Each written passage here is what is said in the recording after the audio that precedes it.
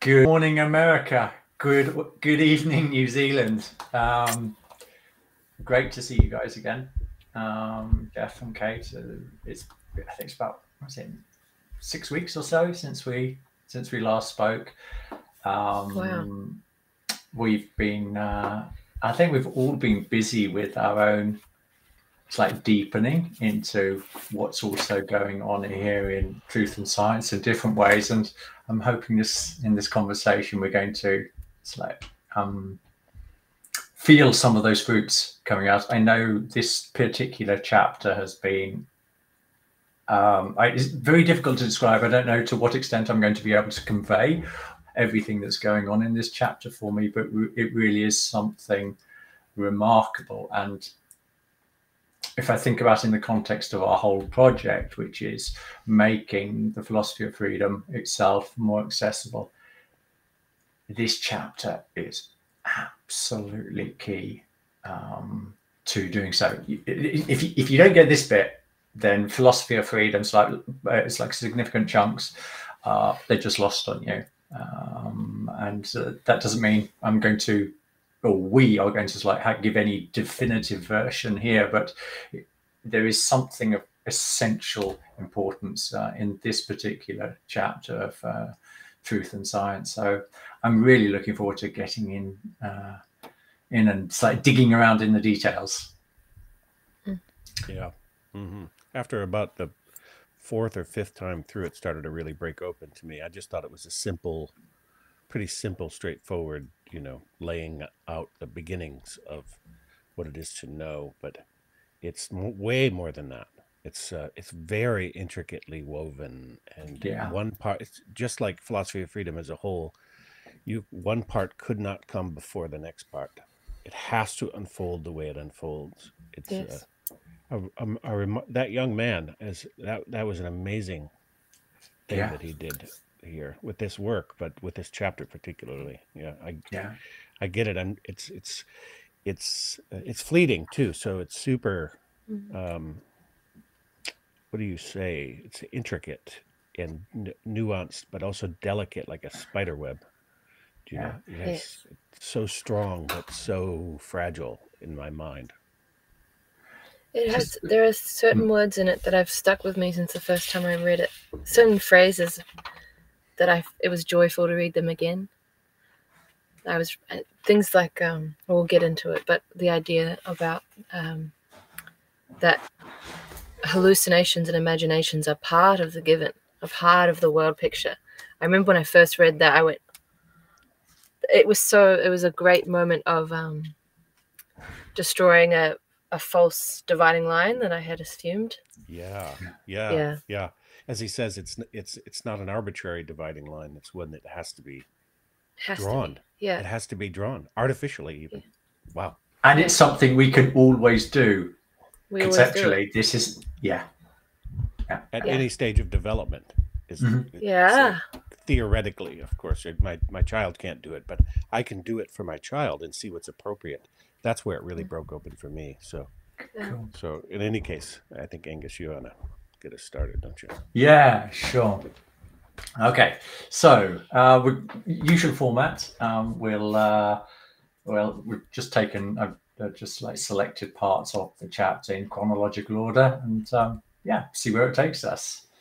So I'll also do the normal here, if I can get my thing working. Yeah, I can. I'll read it out in case people are just listening to this, and then open it up to you guys. So, knowledge is something brought into existence by man, something that has arisen through his activity. If a theory of knowledge is really to explain the whole sphere of knowledge, then it must start from something still quite untouched by the activity of thinking.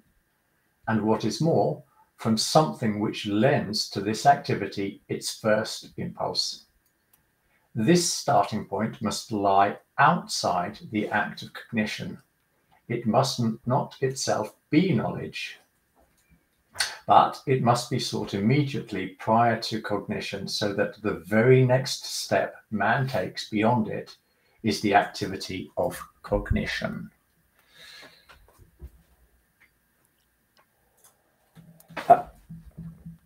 Kate, Jeff, where does that take your thinking? Well, for me, it takes me right to where I thought the whole thing starts in the first place. So I really thought this is kind of where I was fooled, I think, into thinking that it was more simple than it actually is. Right? Because sure, yeah, of course, you start without prejudice. Basically, is what I read from this the first several times through, and that made me gloss over what comes next. So, yeah. Right. It seems obvious that if you're going to know something about the science, something about what he calls the science of epistemology, that you have to start without presumptions about what it is to know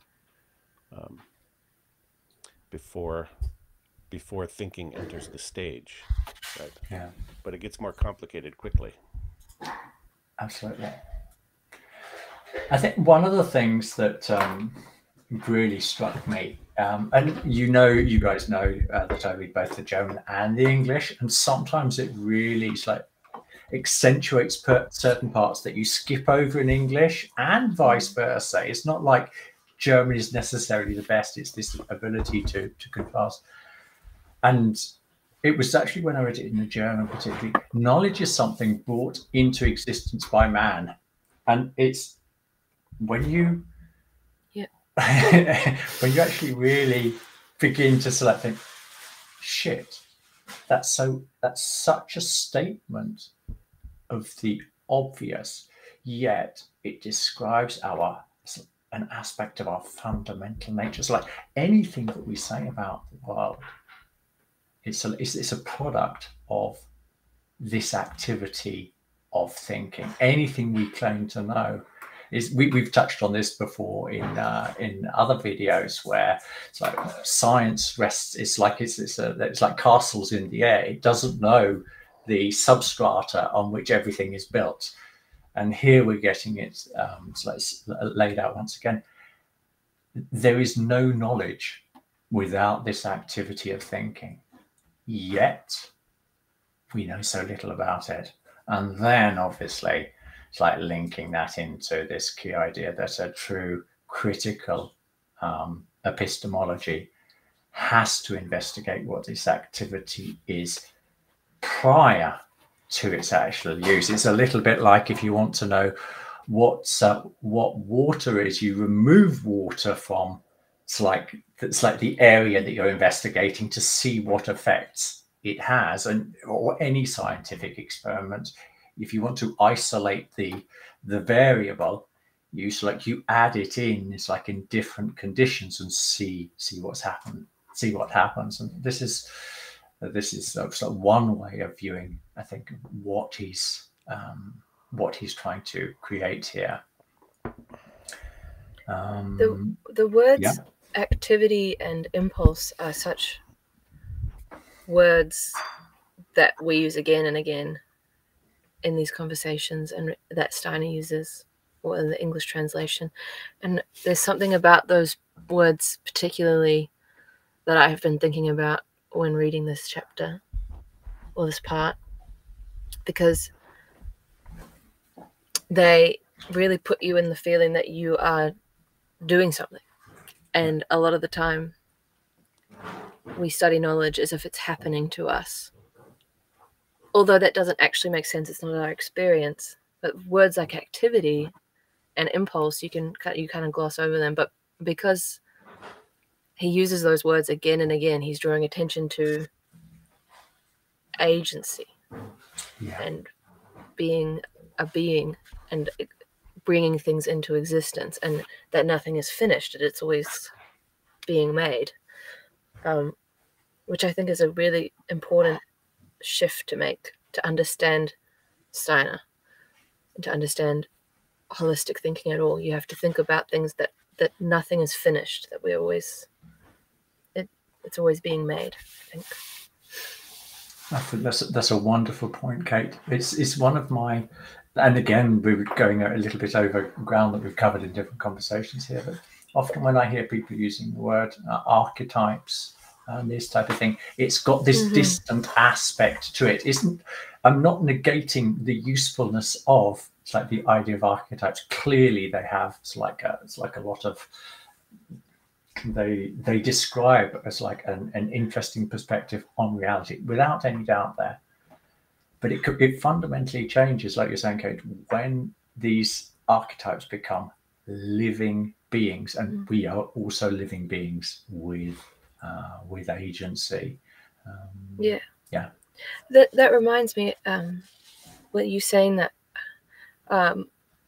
the YouTuber Jonathan Pajot, he does videos about symbolism, and he has this phrase that he says a lot. He says symbolism happens, which I like because it again is using a word less symbol, less as a type, but more as a process of what does it mean? Bringing together. It's an activity. So yeah. That's a great table setting here for what we're about to embark on for this chapter particularly, because of the reality of subjectivity in part as an emergent ontological fact, say. Yeah. But fact is the wrong word. As an emergent, a processual reality. That's a word that's coming back to me again from a Zach Stein perspective, this idea of the processual, that things are in process, and that things aren't, this is the way things aren't linear. The emergent or the emanating reality. These are words being thrown around in this space right now, emergence and emanation. And these are, I think, important concepts that point to a reality that has, as you say, being associated with it, or being in intimacy with being.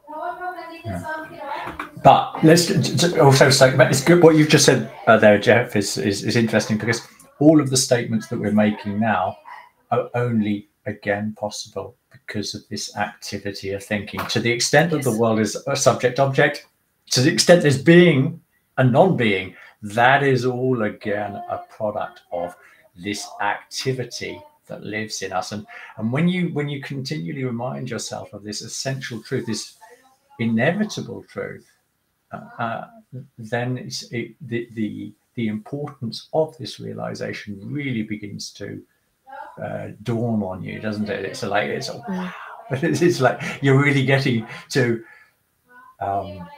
the essence of being. We've heard this phrase also before. So like, I live by the grace of thinking. It's not a metaphor. It's the absolute basis on which we are. I have one question actually about the translation and about the choice of the word cognition. Do you have any information about that? What question is different between cognition and thinking? Good question. Yeah, so erkennen is the act of producing knowledge. So erkennen is what in this particular translation is often given as cognition, which often gets translated in, for example, in the Philosophy of Freedom book that we read together with Matt's group, that it was translated back into knowing, which is like a more accessible English word. But so you got knowing is cognition essentially, but there also, so knowledge is the result of this process. It's the fruit of recognition or of cognition. I don't know if that was that's helpful. But what about and so thinking is denken? Is that right? Thinking is denken. That's right. Yes. Yeah. So and he often, because we're talking about a theory of knowledge, this is consistently about like this relationship between knowledge and thinking, or the process of knowing and what the thinking activity has to do with this. And what we're trying to do is peel back here. How do we get to this state? What was it like before cognition? Yeah, I think we should keep this question in mind also as we go forward, because it's one of the things that makes this so delicate, right? Because there is a difference in I don't know how to put it right now. Perhaps it'll come to us, but there is a difference in the process as relates to thinking as the thing that produces cognition in a certain sense, or is a stage of cognition is a stage of thinking. It's like the coming to something in thinking, and thinking moves right beyond it, and it's before, in a sense, before it. So it's really hard. I'll give it a preliminary. It's the fruit of knowledge. Is the fruit of thinking interacting with perception. And I'm not giving that like a perfect definition, but it sums up a little bit what I think Steiner is getting at. I think this conversation at this point will help when we get to what he talks about when he talks about the pure concept at the end. Yeah. Do you think that's true? That cognition is? Yeah, absolutely. Yeah, good. And when we're talking about intellectual seeing and this which is coming up later. And I think this is important also because it interfaces with the way in which the best contemporary thinkers of our time are dealing with these issues, because they do distinguish. They don't actually talk about thinking, oddly enough, but they do distinguish cognition from other forms of the mental process, say, or the inner life. Mm-hmm. Yeah. Okay, so we're going to move to the next picture, which isn't a picture, as you will see. Right, if I can click forward. Okay, so this is the only picture in the slide. Yeah, I'm going to contend that Steiner is encouraging us to go back to that spiritual time in history before the fall. If we think about the story of the Garden of Eden, and this is a metaphor, we're not sort of like saying it was an event that happened. We're talking about its symbolic value for understanding what it means to be a human being. What Steiner is doing is, remind of the basics of the story of Eden, and you guys can add bits that I miss out. But we've got these two beings there. Well, initially one, and then two beings. They're like happily living in the lap of God, completely unknowing. They know nothing. They just live. They live instinctually, and then along comes along comes this being that offers them the possibility of knowledge. And to do that, they have to, in the Latin version of the Bible, it becomes an apple that they eat. And if in the Hebrew version of the Bible, it's just the forbidden fruit. Steiner is saying here, look, if we conceptually take ourselves back to this place, we can rid ourselves. It's not an abracadabra, but conceptually we can rid ourselves of this luciferic, or the temptation aspect of it, but we can still have knowledge. And already what I've said there's something hugely problematic in what I've just said, which we'll get to later when we're talking towards the end of this chapter. But it's this, he is describing, it's like the history of humanity. Humanity really went through this phase, and we have to revisit that phase, that period in time, so that we can get a true epistemology. And that's the real, one of the real important aspects of this chapter for me, that it becomes like this is the story of humanity we're dealing with here. What happened when we started to try to know the world? It's very interesting. I might be jumping forward a bit, but as soon as I saw that picture, it reminded me how it just established how intricately woven this chapter is, and how I really want to be careful about what I bring in and when. But the idea of Adam naming the animals, and there's a part in this chapter where Steiner talks about if everything was given, we would only be able to describe, and we would never have understanding of the given. We would just be able to give it names, I suppose. And there's Can I there's no come value. in there? Yeah. So we wouldn't even be able to give it names because we would already in that act be separating aspects That's out true. of the whole. So even in what that naming aspect that you were talking about is evidence of thinking. Yes. True. Sorry, I we didn't mean that to win an argument. I just wanted to sort of clarify how I see it. Yeah, no, I think what I might be wrong there. This makes, I don't think you're wrong. I think no, you're right about you would experience it, Kate. I think he's wouldn't. Sorry, Jeff, go for it. What I think he's doing is accentuating what you're saying. And actually, I'm inspired to think about this in terms of how you talked.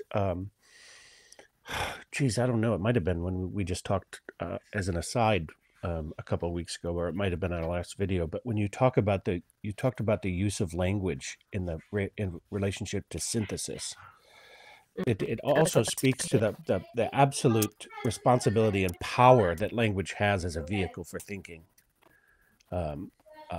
So I don't see a difference in what you and Angus are saying. I think Angus is just putting a finer point on it. And okay, yeah.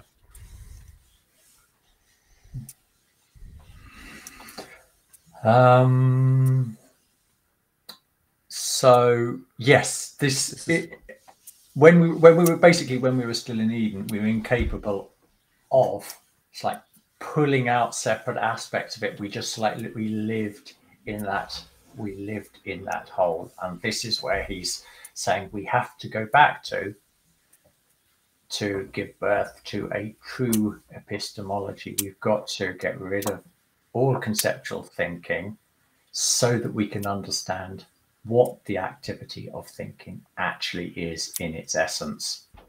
This is where I really stumbled about with this chapter. I would say bumbling like an idiot instead of really attending to what was being said, because I was like, yeah, we could go back to this Edenic state, and it's sort of kind of nostalgic, or it's sort of unrealistic, right? We know what we know. We can't undo what we know.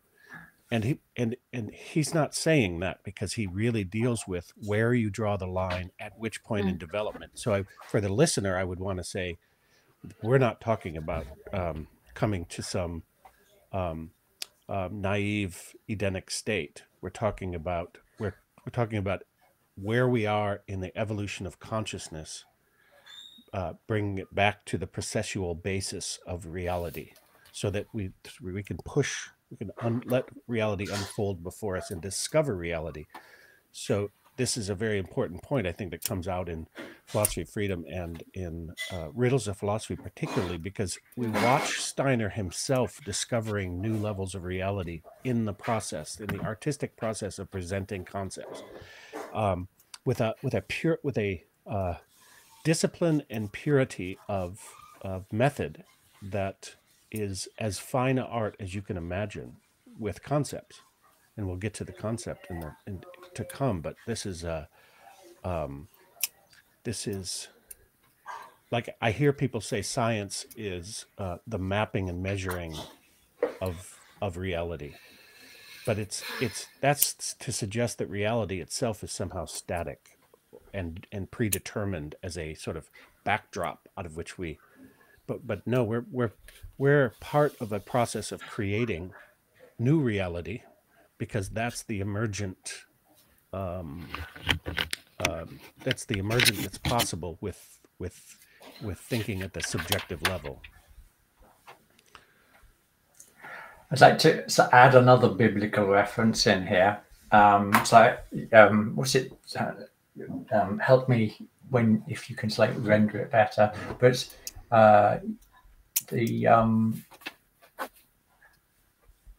only when you begin to think like children will you regain the kingdom of God. And that's not, this is the Hartman argument, isn't it, in this chapter? It's saying we can't go back to that stage, it's useless.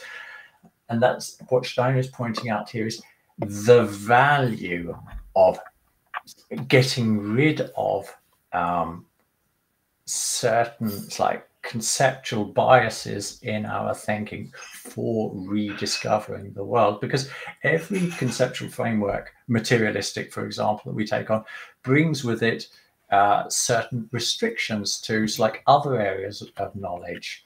And when we move out of that state and say, oh, perhaps materialism isn't the only game in town, then we open ourselves up to new possibilities of what we can actually say confidently, or what we can know confidently about life. So this becoming children again is another way of expressing this idea of a pre-Edenic existence, not blinded by preconceived ideas, basically.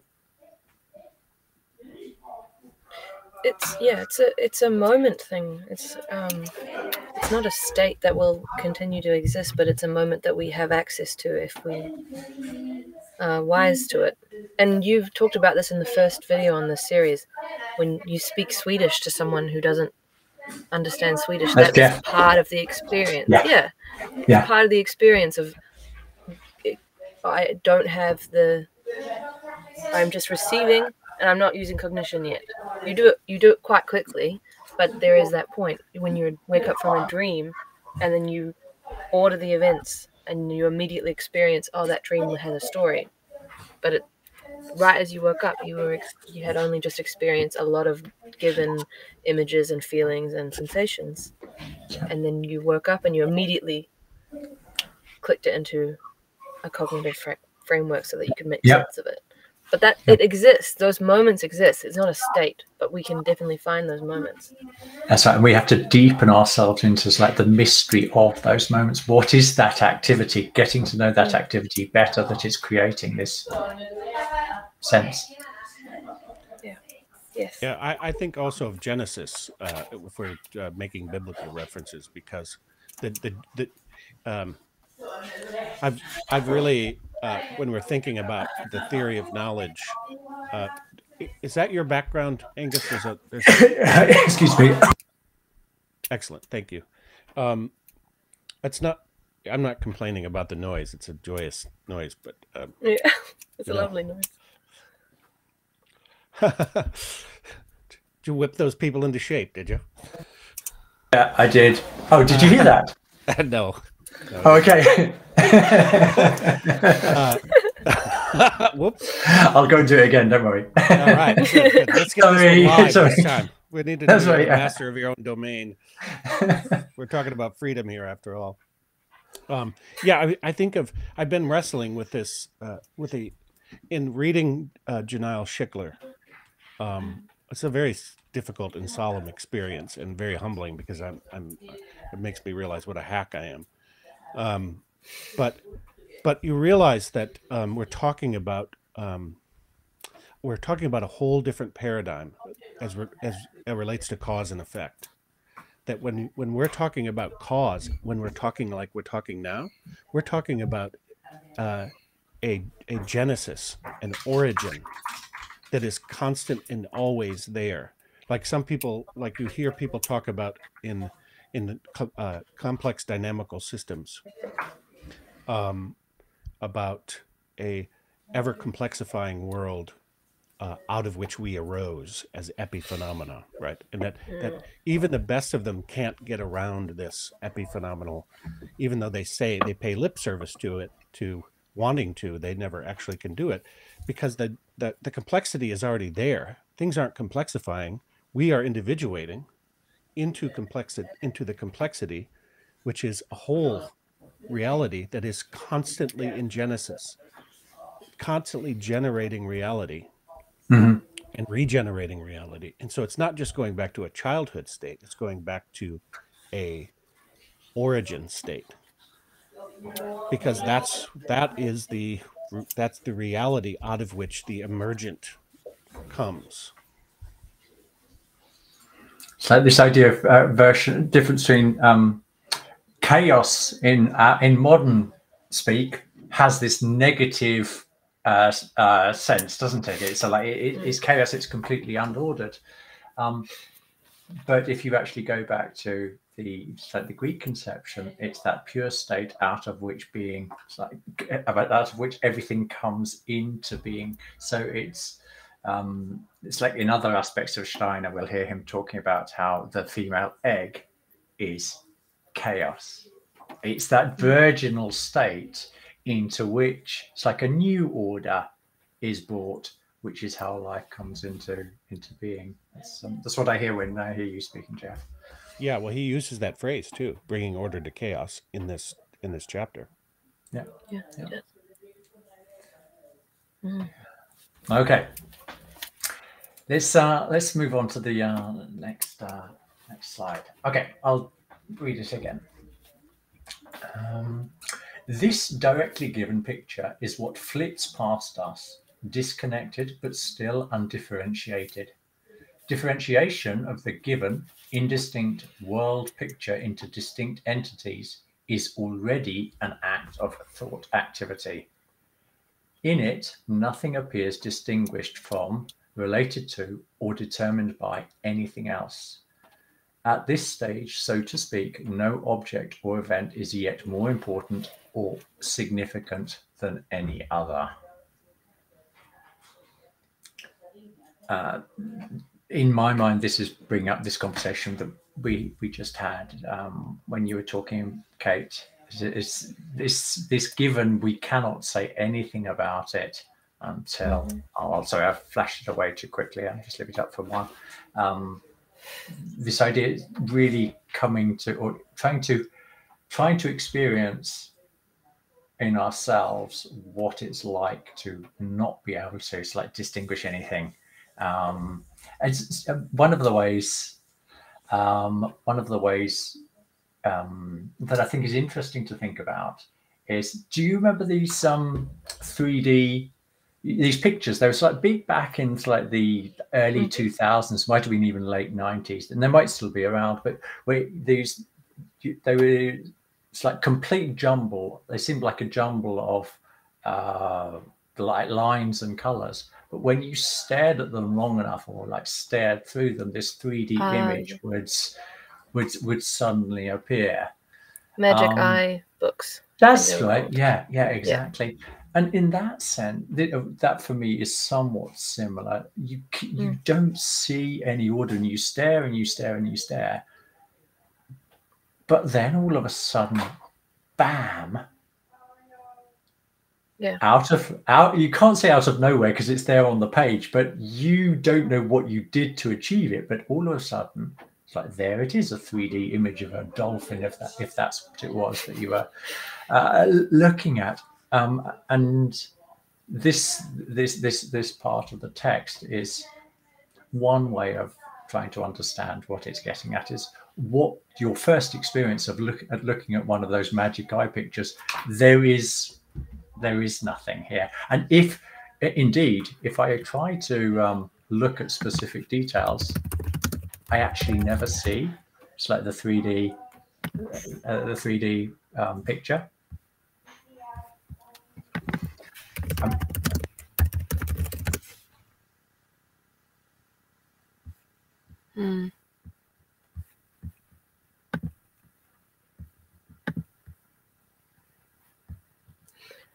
What's happened? Has he gone away? Yeah, I think he's beating the sense out of his family. Oh, right. Yeah. I was going to say, I don't think it's You're right there, Jeff. It's not... it's not the magic eye as much as it is this other... It's... Yes, okay. I'm going to send you a link in the chat, and maybe you can put it in the description sure. of the video.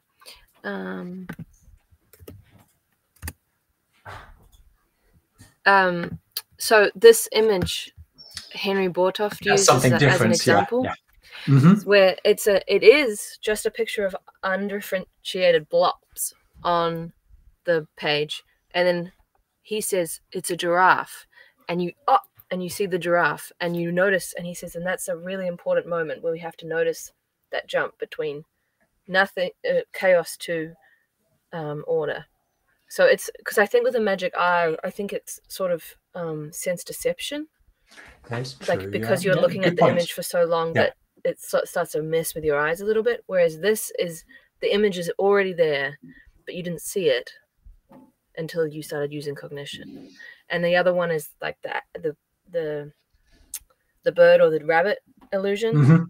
You can, it looks like a rabbit, and then someone says bird, and it looks like a duck, or I think but I love this idea of disconnected but still undifferentiated. I think that's again very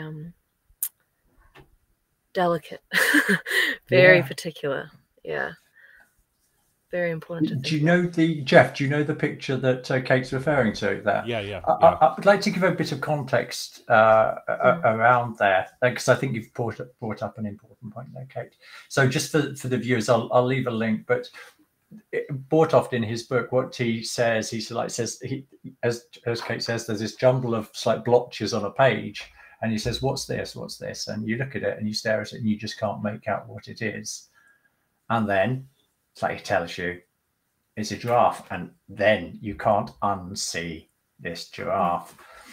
And I see this,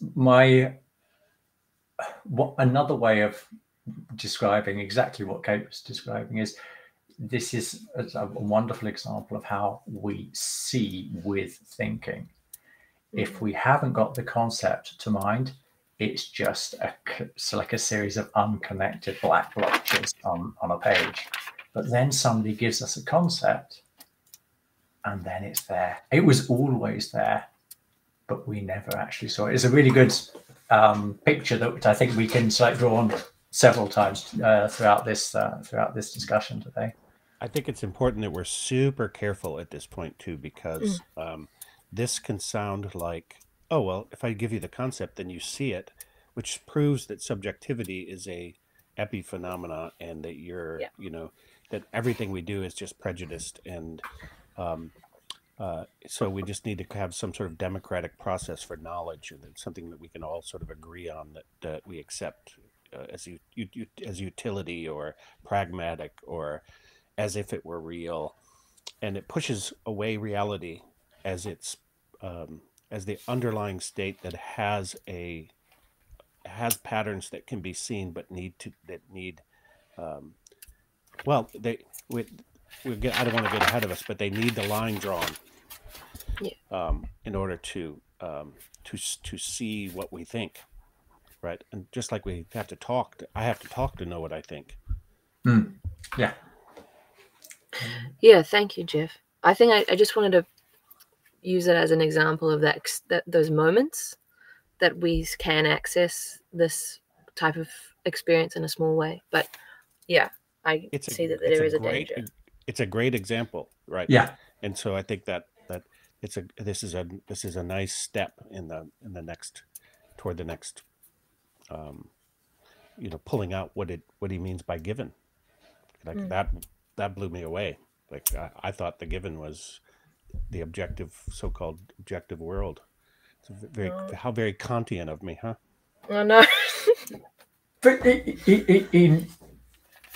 it also, this is the problem, it also is. It's just that we, in our own psycho-spiritual nature, doesn't allow us to see, without our own activity of thinking, what is really there. It's as the formative forces or the astral forces or whatever it is that shaped what it is, ever it is that you're looking at. If I can, I'll try. That sounded very abstract, so I'm going to try and be more concrete for the sake of clarity. But the tree that I'm looking at outside the window there, there are anti-universe forces working in that, and that is patently obvious because it's like, says up yours to gravity, and it says, you know, all that thing about a sort of you know, what's it called, I'm trying to think of the entropy. It's like the universe is like dispersing into like chaos, like no order, and there we've got a tree sort of like saying, no, sorry, universe, you're wrong there. So there are those real forces are out there, but they're hidden behind the central perception, and this actually ties in neatly to a conversation we've been having a little bit offline as well. Is when Steiner defines what Michaelic thinking is, he says it's the ability to see what you can't see. Okay, so stupid, sounds so crazy, but first of all, we have to recognize through our thinking the obviousness that there is an etheric being that created that tree. First, we do it in thinking, and then we perhaps develop, if destiny blesses us with that, we actually can begin to see into the etheric world. So he will talk very much in terms of when we look at a plant, we are looking at how the etheric world overcomes the physical world. And when we look at an animal, we're looking at how the astral forces overcome both the etheric and the physical world.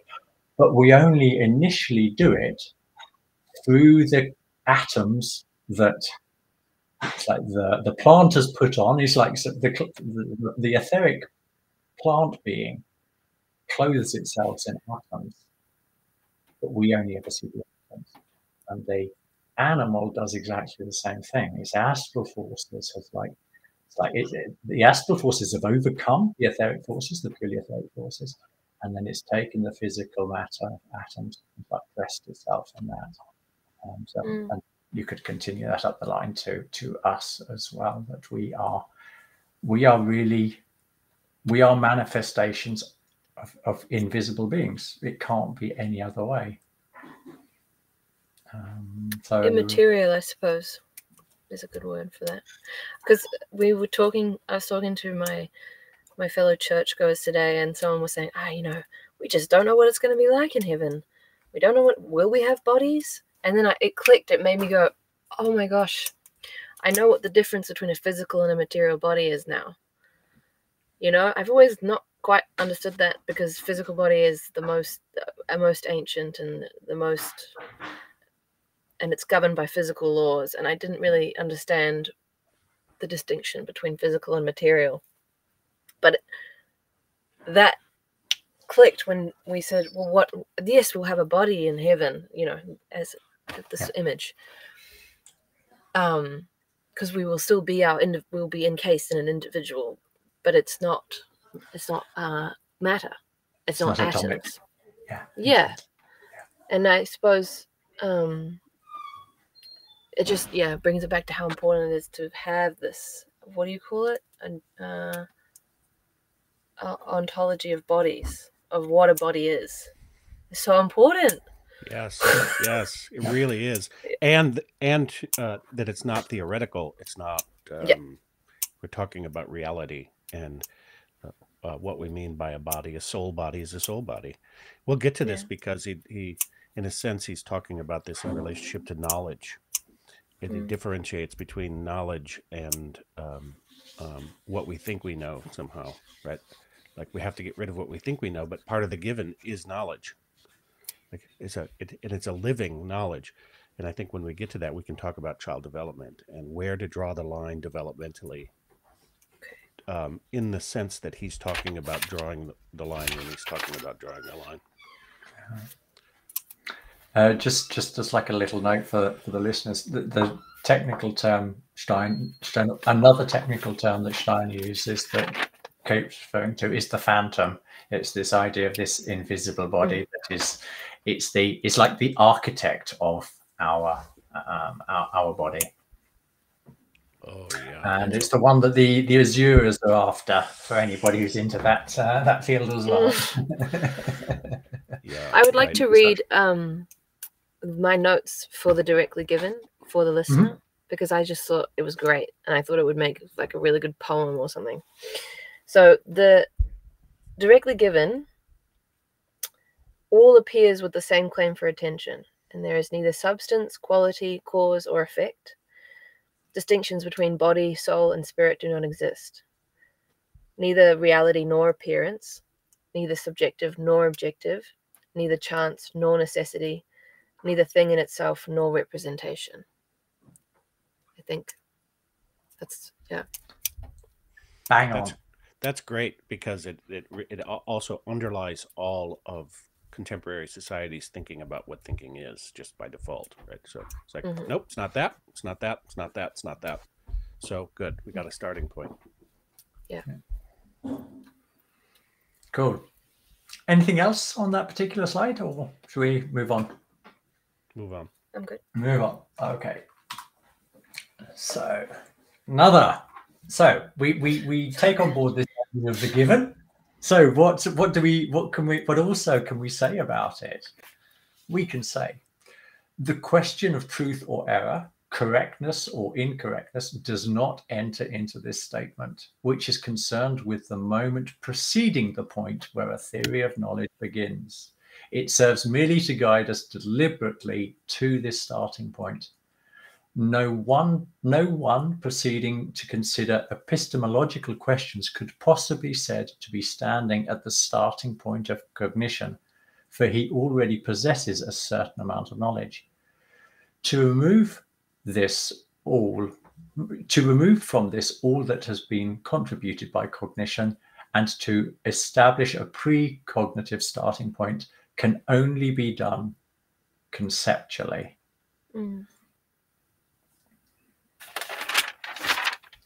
Sounds contradictory, doesn't it?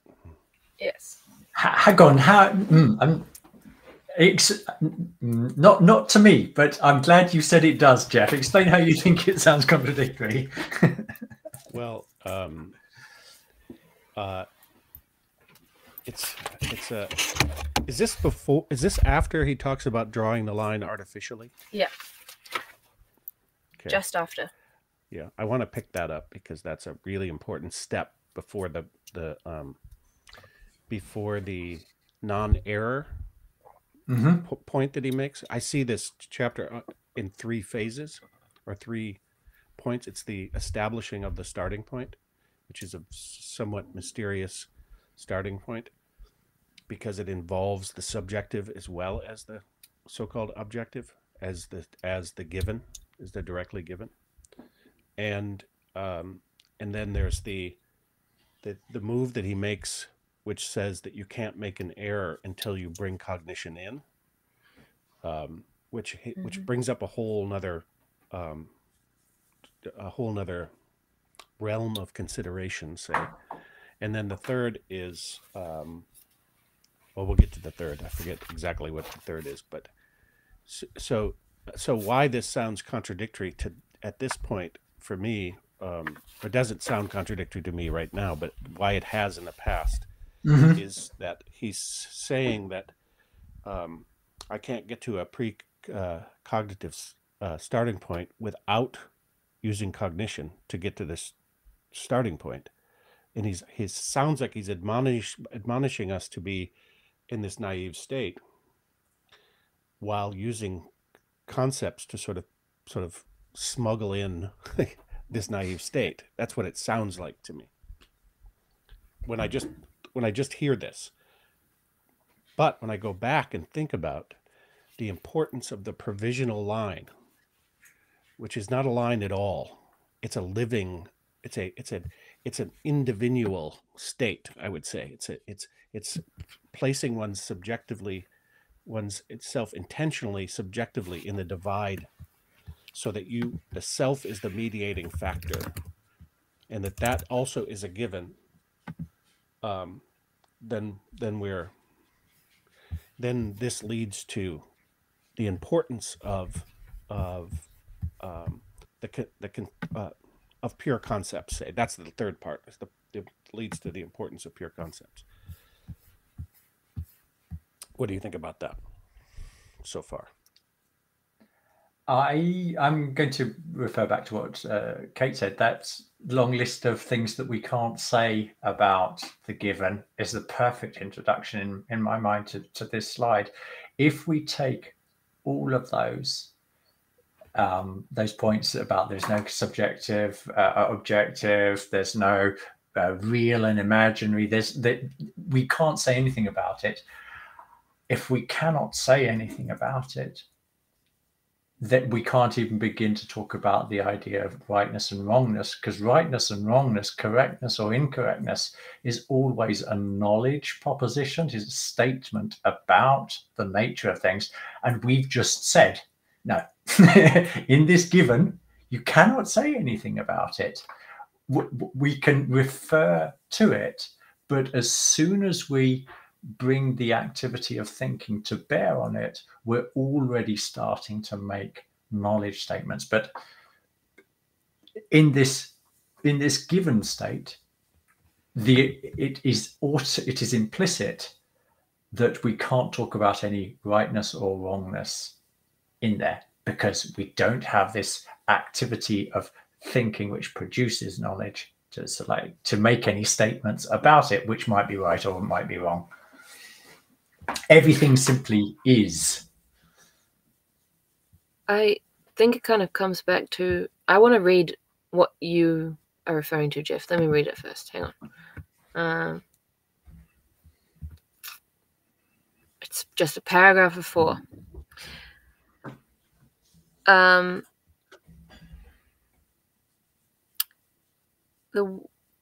The world picture with which we begin philosophical reflection already contains predicates mediated through cognition. These cannot be accepted uncritically, but must be carefully removed from the world picture so that it can be considered free of anything introduced to the process of knowledge, like the categories that I said before. This division between the given and the known will not in fact coincide with any stage of human development. The boundary must be drawn artificially, but this can be done at every level of development, so long as we draw the dividing line correctly between what confronts us free of all conceptual definitions and what cognition subsequently makes of it. So I think that refers to that, how I was saying that there's always the opportunity to find a moment where we can draw the line and say, this is all given. Mm-hmm. And we have to find those moments, and we have to find them correctly and do them properly and precisely. But he's saying this in reaction to the comment or the criticism that, well, there's no such thing as there's any point in time when we don't have cognition. And he goes, yeah, I know. It's not even children don't have cognition. We always have cognition. But we are always able to artificially draw this line. We can, if we do it well, I think. I think that's important because... Yes. I think it complexifies this idea of Eden that we've been talking about. It's not really, to imagine that there was a point in your life, even when you were a baby, when you were just experiencing everything as a given. But if there was a hypothetical intelligent man that had just come into existence straight away, that is the way he would experience the world, because he would have the ability to have cognition, but he wouldn't have recognition of anything around him yet. And so he is the hypothetical being that we can use to illustrate this idea. But we can be that person if we're careful enough. So this is where it broke open for me, because I was thinking about children. I was thinking about actual child development and where we would draw the line with from 0 to 7, say, that age. And where is the known as part of the given? Because this is what he's saying, I believe. And this may create a difference in opinion between Angus and I, but and it may not, because this is what I was referring to, Angus, when I was saying we're coming at this at radically different directions, and I think we're going to converge in the end. Mm-hmm. But I think what he's saying is that we don't get rid of what we know. That which we truly know is part of our living soul body. It's called the intellectual soul, and it's the sentient soul, as much as we've individuated into those. And so you have, so the reason why I use children here as the best possible example of what we're talking about is that where do you draw the line for a 0 to 7-year-old as relates to what is already known? You draw the line at everything. It's because they already know everything. They've come in out of allness. They are a being that is individuating out of complexity. They still, this isn't a romantic notion. They hold on to their world is all the world is and ever was, to paraphrase Zach Stein's point. And what they're learning to do is to differentiate themselves into individuals in these bodies that you were talking about, Kate.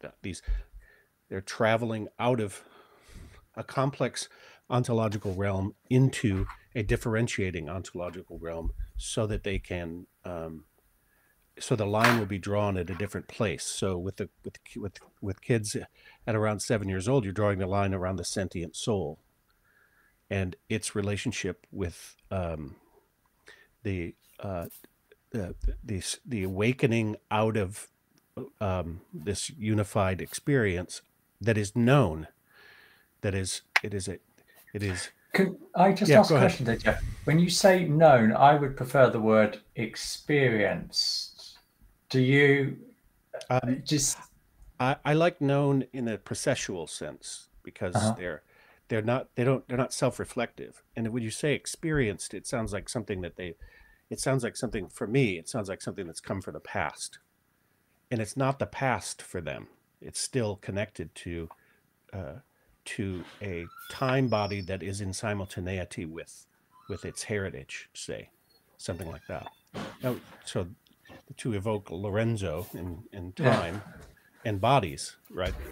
But I don't really want to like put too fine a point on it. But then you go to 7 to 14 and you draw the line in a different place, as the mind soul is starting to emerge as that which is being differentiated into, right? And then the consciousness soul is the moment at which we are, right? This is where we find ourselves, and we have to draw the line. But what we learn there is that we have a knowledge body that isn't preconceived notions. It's the knowledge one, W-O-N, one, that we don't just give up. It's part of the given, right? It's just post-conceptual or something like that, right? Like I don't have to remind myself how to ski when I go down a snowy hill, right? Like that's in my muscle memory. It's in my sentient memory. And it's and when you're talking about memory now, you're not talking about something of the past. You're talking about something cosmic, so to speak.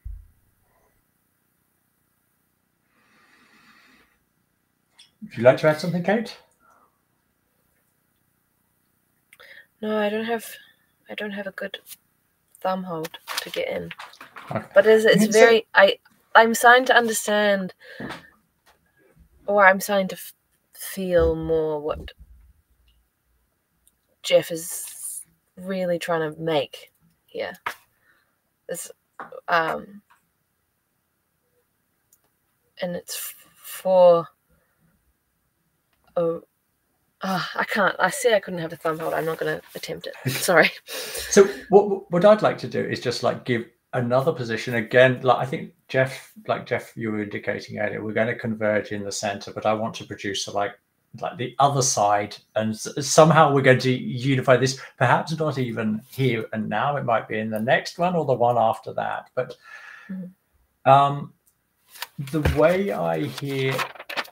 way I think about knowledge and knowing is the ability, is conscious awareness of what is actually going on. So that was part of my reason for asking, when you say knowing here, do you mean experience? Because I think it's the next slide we'll actually see. So this concept of experience, and it's linking to the given. So that's one thing, experience and knowing. I think these are two concepts that we need to investigate a little bit more thoroughly.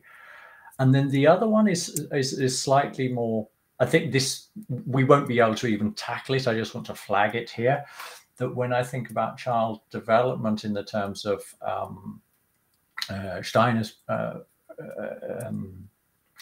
pedagogy, it's the physical body the first 7 years, it's the etheric body the second 7, astral, and then it's the sentient soul 21 to 28, intellectual soul 28 to 35, and consciousness soul 35 to 42. So I just want to sort of like lay that out there, and we'll come back to that at some distant time in the future, because I think we've got some tricky issues to resolve that we're not going to manage to do here. But I'm confident we'll converge in the middle, but we're coming from different aspects at the moment. Yeah, I'm good with that, and I'm not going to dispute what you just said. I'll just say to color the flag a little bit. Yeah, that it's both. It's both an incarnating process in those soul bodies, and it's a developmental process. So I would distinguish between perhaps evolutionary forces and developmental forces, which the latter are very individual, and the former are the ontological ground out of which human beings are, how do you put it, created, I guess. Yeah. And we can know that. And children are super helpful in this, they're microcosmically helpful in this sense. Yeah. Wonder. And it's this conversation between these two aspects that creates the richness around it. Absolutely. Good point. Thank you. Okay, so next one. We're here. No, it wasn't. Okay, so the one about experience is coming on after that. Okay, so next slide. To understand cognition exactly in all its details, its origin and starting point must first be grasped. It is clear, furthermore, that what precedes this primary starting point must not be included in an explanation of cognition, but must be presupposed. Investigation of the essence of what is here presupposed is the task of various branches of scientific knowledge. The present aim, however, is not to acquire specific knowledge of this or that element, but to investigate cognition itself. Until we have understood the act of knowledge, we cannot judge the significance of statements about the content of the world arrived at through the act of cognition.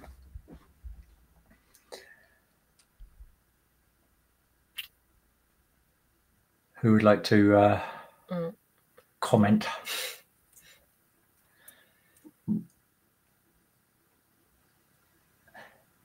So I'll jump in there then.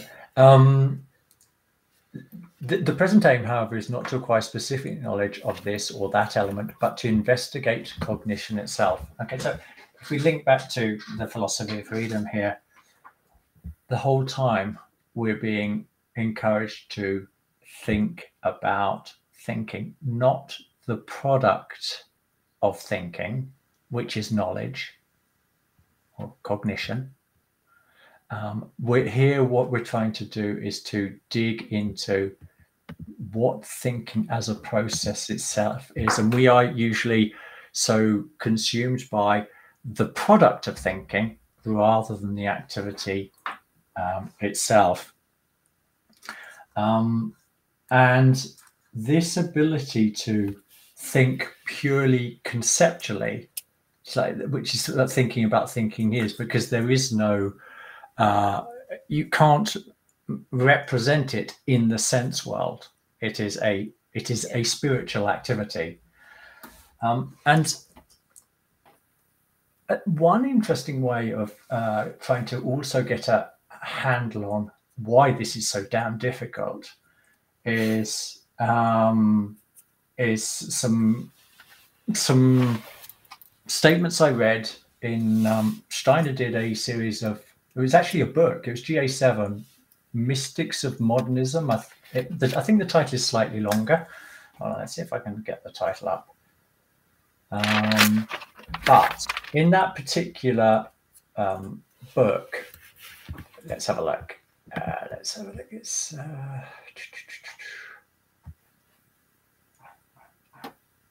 Mystics at the Dawn of the Modern Age is what it was called. So in that, in the chapter on Nicholas of Cusa, he's talking about the two types of thinking, we could call it. And he's saying that we only, in mathematics and in geometry, these are only thinking where we work at a purely conceptual level, or tends to, unless he talks about, unless you've had like an extreme schooling in, for example, scholasticism, or nowadays with the philosophy of freedom, you're not used to working like purely conceptually. There's always this reference back to so like some sense phenomena that you're connecting it to. And he gives this example about how maths, it's like when we do maths, we don't have to, like, if we need to do the sums like 45 plus 37, we don't in our heads need to line up 45p's and 37p's and then add them all together. We can do it all purely conceptually. Or when we're looking at, when we're working with geometrical figures, there is no such thing. It's like the circle in a geometric sense never exists in the real world. They are always approximations of that perfect geometrical form. But to the extent that we, all of us, like think mathematically or geometrically, in those times we are thinking purely conceptually. And the child will move through those phases, like with counting. It will have to like count p's before it can gradually like develop conceptually this ability to work without the crutches of p's for counting with. And this is the challenge that we face, is we are moving into these into these realms of these conceptual realms where they appear to be so fluid, and to a certain extent they are these concepts. But once we start to get more familiar with these concepts, they gain a clarity about themselves, which is part of leading us deeper into understanding the activity of thinking itself, as opposed to the product of its process. Did that sound horribly abstract, or did I make sense? You made sense. Oh, good. It made it kind of re-underlined the idea that there is no error until we use cognition, which I think might be my way of getting into that underlined bit at the end of the slide, because we can do maths with inaccurate shapes because we have the accurate concepts, right? And so the accuracy of the maths but depends on the cognition and the presuppositions that we make in our cognition.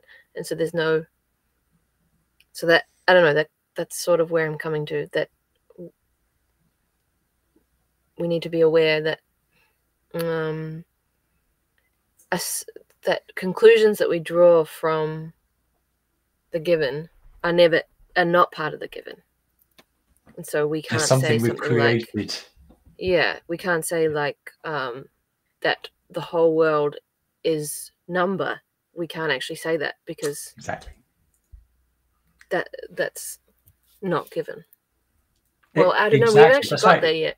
We haven't actually got there yet, but there's a possibility that the whole world is number, but that's not part of the given. That's how I would say it. That statement that you just made, exactly, it captures it perfectly in my mind. It's only by thinking about things that we might arrive at that idea that the world is only mathematical, but we can't use that as the starting point for our theory of knowledge, because it might or it might not be true. Yes, I would say that both of those things are beautifully put, and we still know what we know. right? And so that's part of the given. It's not conclusions drawn exactly. I don't know what to call it, or what I've referred to it as a living knowledge, say. And you can't unknow what you know, and you better not unknow what you know, or you just won't be able to negotiate life, let alone practice specific sciences. So one might ask at this point, what good is this? Knowing, thinking about thinking. What is it going to afford me in life as relates to knowing biology, say, for example? Like to become more and more intimate with what biology has to offer as a field of science. And this is a legitimate question that one can ask.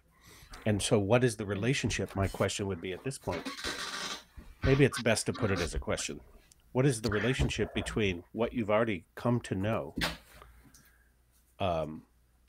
and the conclusions that you have to set aside in order to it's a two-part question, the three-part, the conclusions you have to set aside in order to draw this artificial line, say.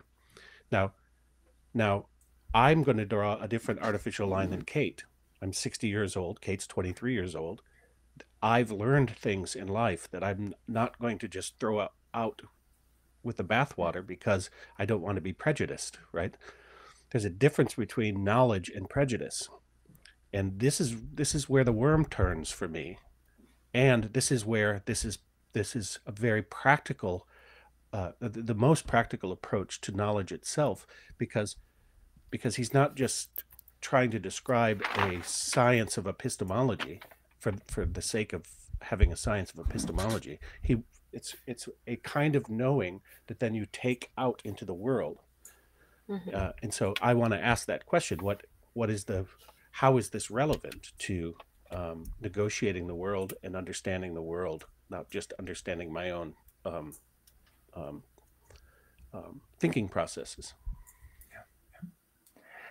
At the end of this particular chapter, when Steiner refers to why Kant dismissed the possibility of intellectual seeing or intellectual vision, and that this is all related to these potentially very difficult worlds of synthetic thinking and a priori thinking, a posteriori thinking that we talked about in the first one.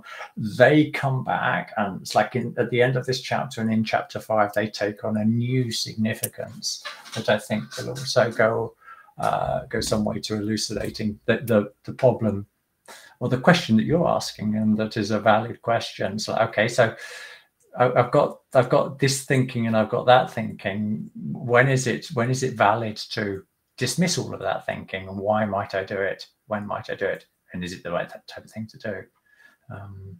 But I think that might, at least a beginning of an answer to that question is already coming at the end of this chapter. And it has to be developmentally appropriate to where you are in your development, because this is a developmental process, and this is something that Steiner brings that, like no other, brings into this a serious conversation about not just what child development is, but what human development is, and how that relates to evolutionary development as well. So yeah. I was being reminded of what Zach was talked about in his with this and the series we did on metapsychology, the importance of being that transformation. That is, you don't just do this theoretically. It's real, and then it becomes real in the rest of the world, but it happens first in you. Yes. This is a good time to bring in subjectivity, because we generally think of subjectivity as a secondary outcome of these objective processes that can be measured and weighed and mapped and that sort of thing. But sneakily in here, I think, or secretly, or I don't know how to put it, but mysteriously, though he ends with pure concept, there's also the implication of the reality of the subjective experience as a given for you at a certain point in your development, that you need to come to terms with your own being, and that being has a soul, it has a spirit, and it has a physical body, in the sense that Kate was talking about physiology as processual, as a living entity. And what is that? That's part of the given, right? And it's the one that I'm most intimate with. And it's the one that in a sense, gets me falling in love with these ideas to the point at which I'm almost ideological about them. Just kind of a trap.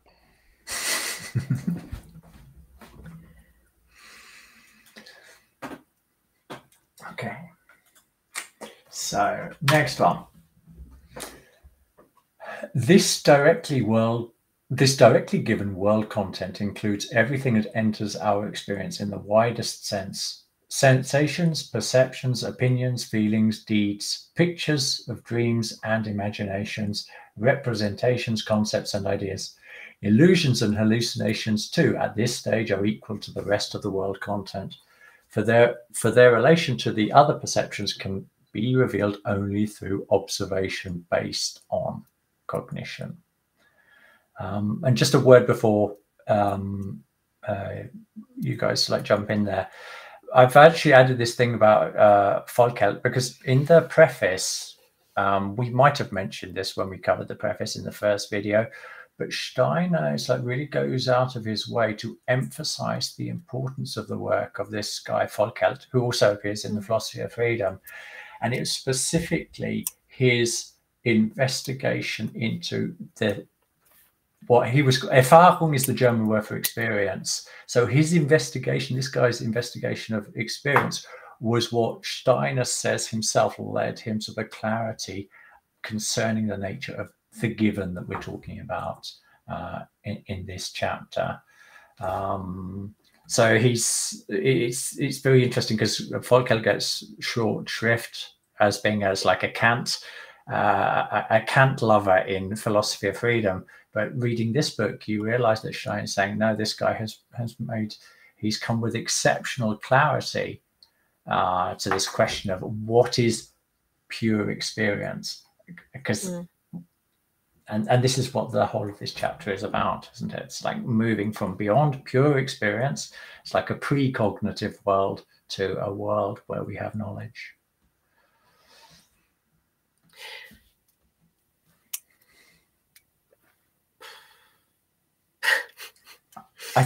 Kate, I thought you'd like to say something about illusion. I can't even say it. Yeah. Illusions and hallucinations. I know. I'm really struggling because I'm really struggling with the things that Jeff just brought and trying to digest them.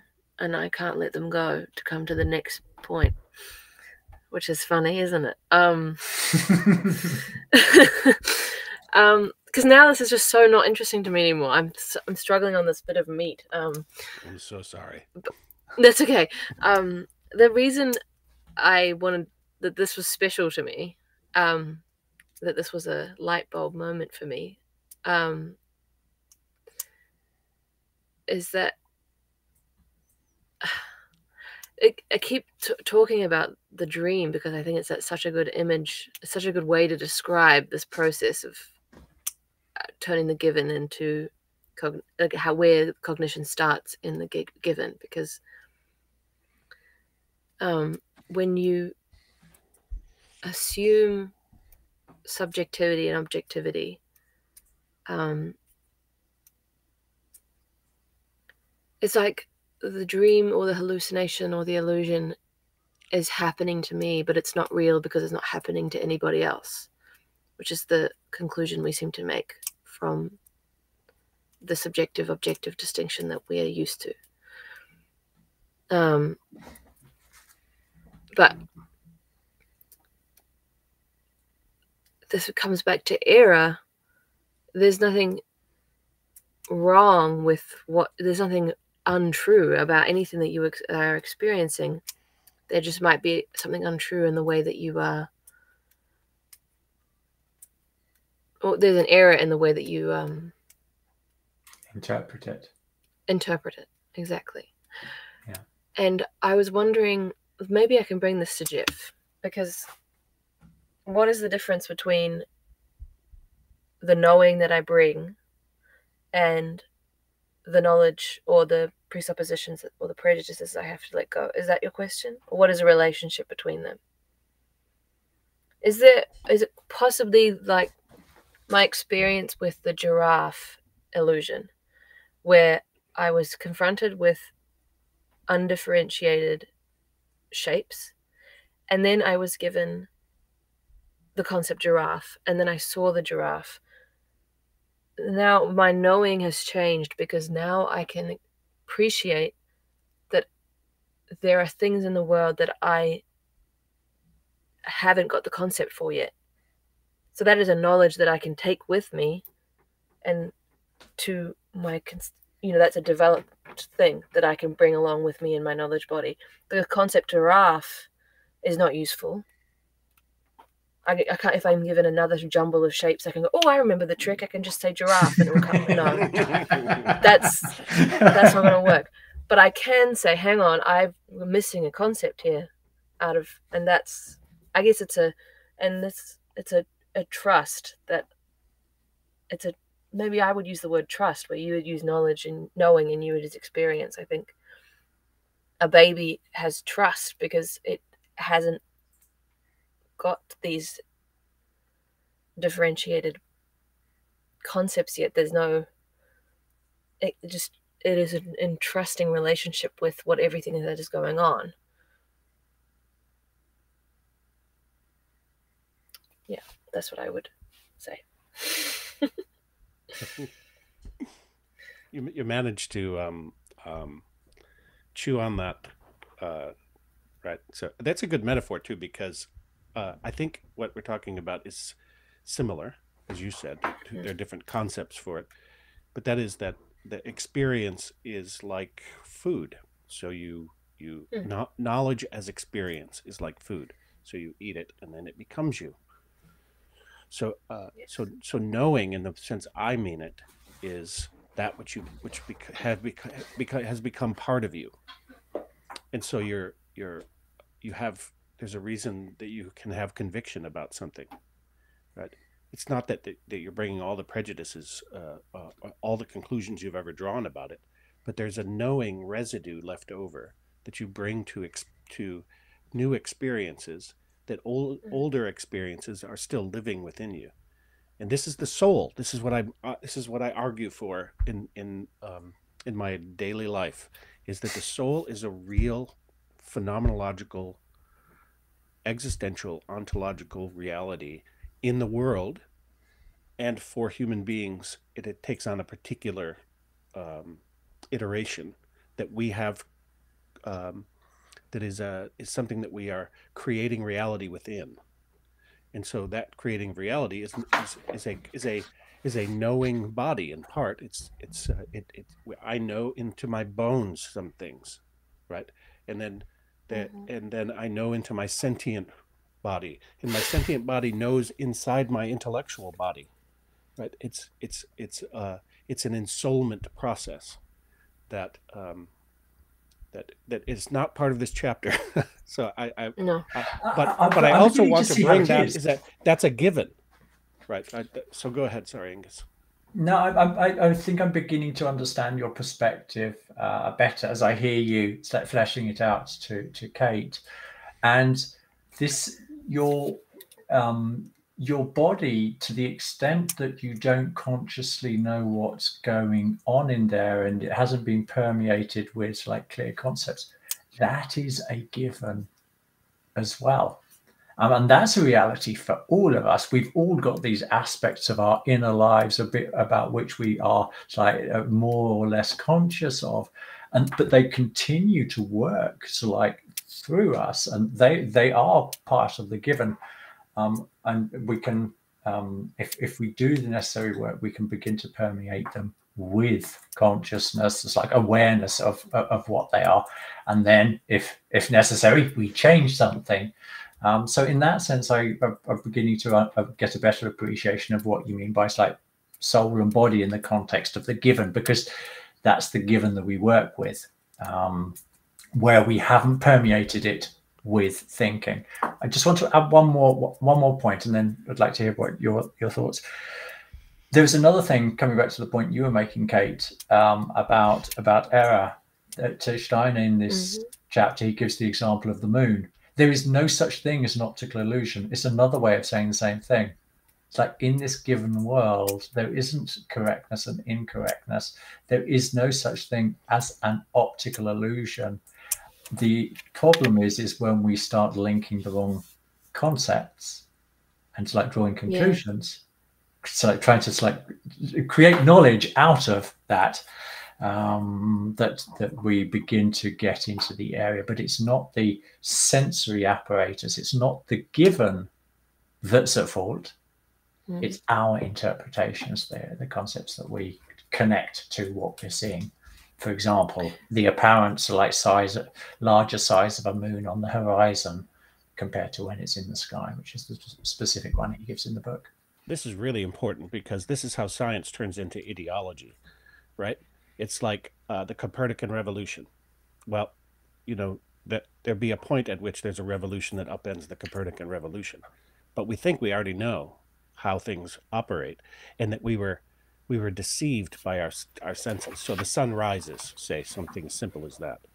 Well, does it rise? Well, I mean, in the sense of what is given, it rises. So there is a given there, and so you can say, no, that's not how it works. I've mathematically worked it out so that I understand that the Earth is rotating at a certain degree, axis degree, and it's going around the sun, and that you can do all of that, and that can lead you down an abstract road of knowledge. Yet, you've left the sun behind in a certain sense. You've left what is the sun, and what is my relationship with the sun, and what is the mediating factor that is my soul in relationship to the sun. All of those can be givens at a certain point because they're phenomenologically real. They're all on the same level. This is the importance of what he's saying, really, to me, is that I have a soul. I know that. That's not a conclusion I've drawn. It's part of who I am. It's part of what it is to be a human being. It's known, just like I know I have a hand, right? And I don't believe I have a soul. I do believe that people have underdetermined the soul since Kant and Hume and Descartes and Newton, and that at the peril of our own survival have described it as an epiphenomenon or a secondary phenomena. And if we don't take it seriously and study it, like that's what psychology was supposed to be about, right? Then we're not doing science of what it is to be a human being. Yeah. I don't know why I just went on that rant, but obviously I needed to get something off my chest. There was a given in your body, I guess. So what I would say also as part of the given is that what is in referring to what you were saying earlier, what is in my soul is created by me, and so therefore it's transparent to me as a given. That's all I wanted to say about. That's all I wanted to add on to that part. That's why I grimaced a little bit. Yeah, because we tend to think that which we create is artificial, based on this Kantian picture, right? Synthetic in the plastic sense, right? In the plastic sense. Yes. Yeah. And the chemical and the synthetic chemicals that we're all afraid of. I think. Oh, I lost it. Did I lose it? No. There's another point that you can find this dividing line, I think. And it made me, when Jeff said, I know I have a soul. And I thought, I know you do. And then I thought, I know that you are a you. I know, that I, you distinction where the you is a really holy thing, more holy than a he or an it. And I know that there is a being in that person.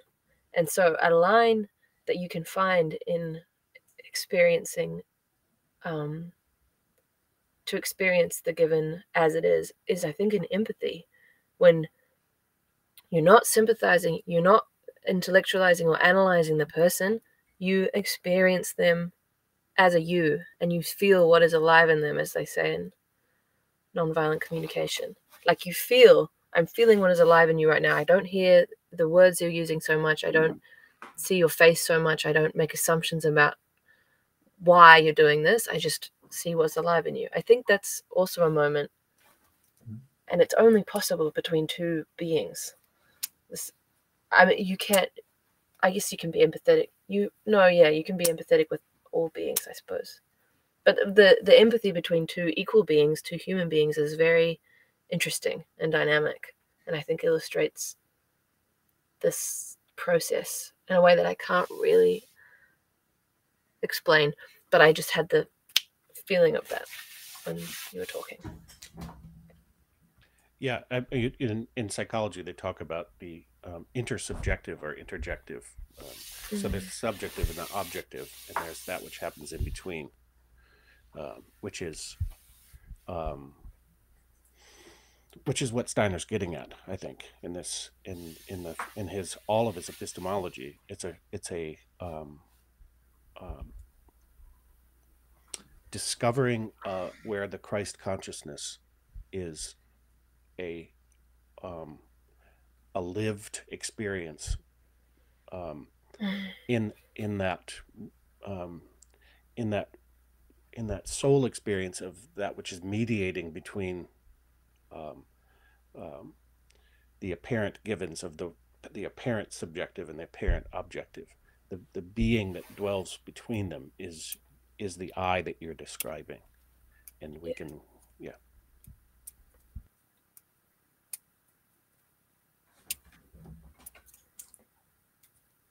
Okay, next one.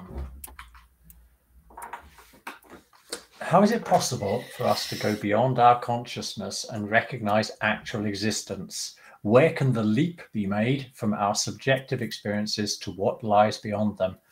When such an assumption is not made, the situation is different. Both consciousness and the representation of the I are, to begin with, only parts of the directly given, and the relationship of the latter to the two former must be discovered by means of cognition.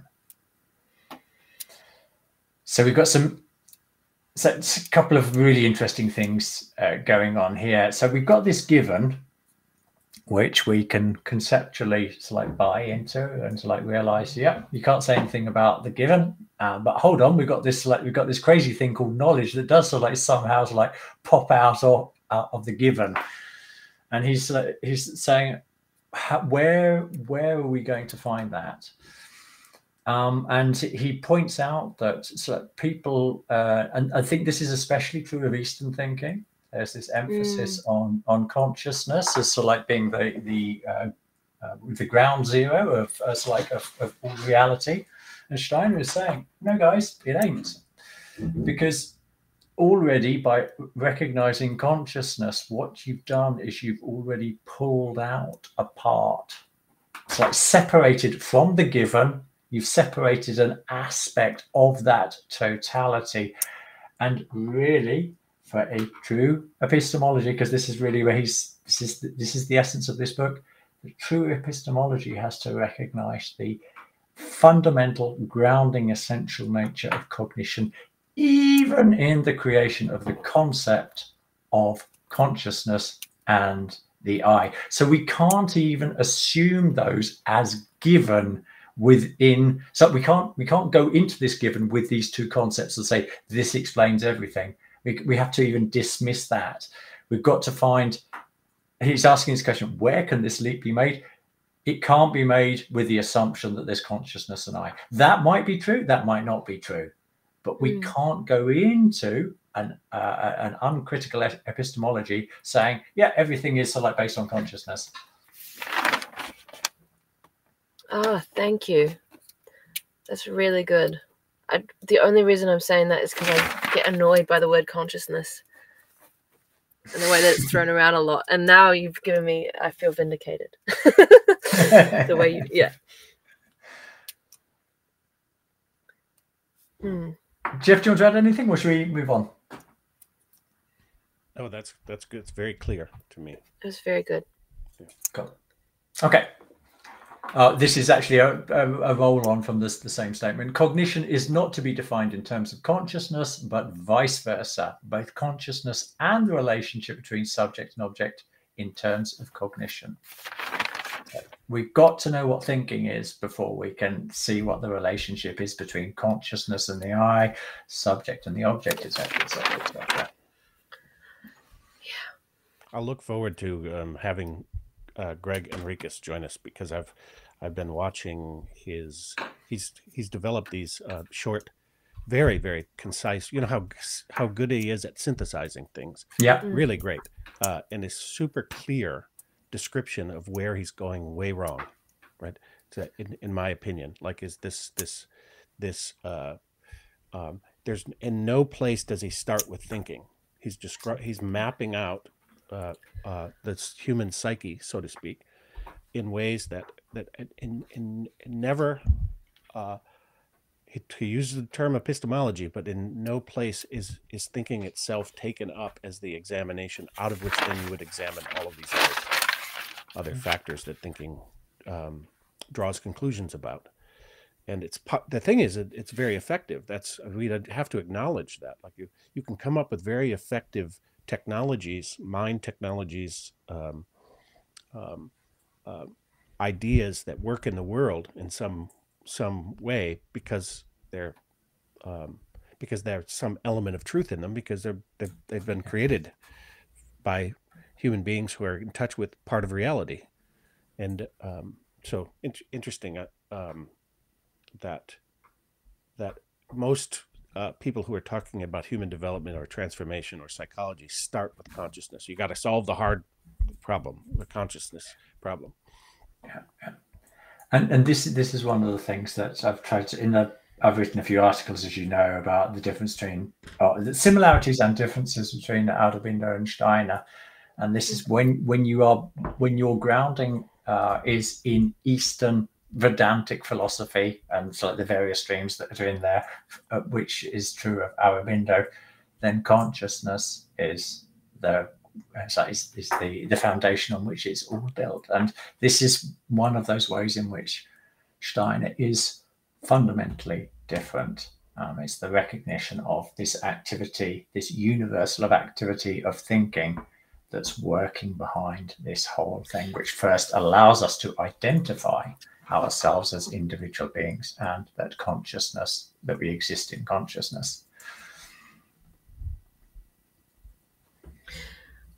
Do you have any ideas why that difference is? Why is what I mean is I want help trying to figure out this sort of muddy, vague feeling I have that my instinctual reactions to Eastern thought, and I recognize that it's often kind of biased and violent because I get annoyed by it, honestly, and I'm just using the word violent because I think it can be judgmental. But I hold on to this, and we've talked about this last time. Oh no, we talked about this in metapsychology at the end. This idea, I think it stems from, I find it unfair that Western people like spirituality to become from over there. I like it to become from over there, and I can take what I like from it. And these concepts, they're very non-dual, and they're very all one, and all of these things that I can take and pick what I like, because the spirituality of the West is corrupt and has led to the destruction of the world, which I think, no, but I think that's a bias that people have, and that's why I have violent feelings towards it, because I find that bias upsetting, because it gets in the way of talking about Steiner. Mm-hmm. But do you have any ideas why thinking, particularly the idea of thinking, I think it has something to do with scholasticism, maybe, like the history and the tradition of thinking about thinking kind of comes from the scholastics, right? That they kind of, in the intellectual period, they were creating that science. Yeah, there's a large dose of reality in what you're saying there. Yeah, absolutely.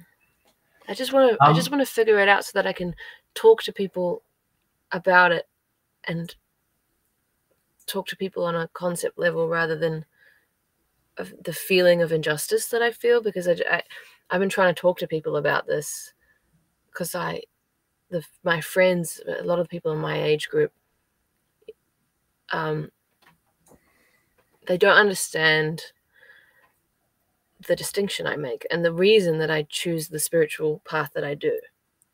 They find it weird, or they don't understand it, but they wouldn't they would be much more respectful if it was an Eastern flavor. I can say that. And I can't, and we could have these arguments around and around a thing, and they say, well, you're just being as subjective as, by you saying that Eastern religions are, you shouldn't pick them, that they're a certain type of way of thinking. Well, so is yours. That's what they say. And I was like, yes. But I think that I'm born into this heritage, and I feel like that I should take it up instead of touring around the world and choosing something else. But it just goes around in circles. Obviously, this isn't going to be an attempt to answer like a huge question, but something that's coming up later, I believe in chapter 7, Steiner talks about a guy called, I think his name is Biedermann. And he makes this interesting observation. He says that if there's anybody that comes even close to, or no, I think the words he uses, the person that comes closest to the spiritual conception of the world that Steiner has is a guy called Biedermann. But he says, Steiner points out, Biedermann comes at this from a completely different perspective. He has taken on, he's picked and chosen certain concepts to build up as like his conceptual framework of the world. Whereas Steiner is saying that he's identified how they've grown out of thinking so that they've become his. So it's not the authority of an idea that I've received from outside, which may or may not be true. That's not the issue. It's come from outside. I've imbibed it and sort of like said, yes, I like that, I'll have it. Whereas the path that Steiner is describing is that what we do when we meet this given world, that we actually are the generator of these concepts. The thinking activity lives in ourselves. So it isn't like we've outsourced our thinking and then brought it in. We have created that understanding ourselves. And that doesn't mean that in the case of Biedermann that he's necessarily wrong. It's the source of his knowing that is what Steiner really emphasizes here. Biedermann's imported it. Steiner says, I've created it in myself. And that's the path that we're traveling. Yes. Yeah, that's great. I'd like to add to that as relates to answering the question as well. I think it's for me, it's the source, as you're saying. It's also a knowing that it, just by the virtue of being a human being, a knowing that the Eastern path originated out of something that is vitally real as relates to the unity of a complex world that we live in and our part in it. And it's a nostalgia to get back to that. And it's messy to look in your own house and figure out how to do that. So it's a ready-made backdrop. So there's that. Secondly, the whole Western project has underdetermined the soul. And I'll come back to this now. This is what Schickler's talking about in this work. And he deals with Hegel particularly, and we're children of Hegel, whether we want to admit it or not. We think we're children of Kant alone, but we're very much children of Hegel. And with Hegel, you have he comes so close to the work that Steiner then takes up and provides for as relates to this finding the unity that is a personal responsibility of individuation. But in order to have a personal responsibility of individuation, you have to have the material to be working with it, meaning you have to have a self.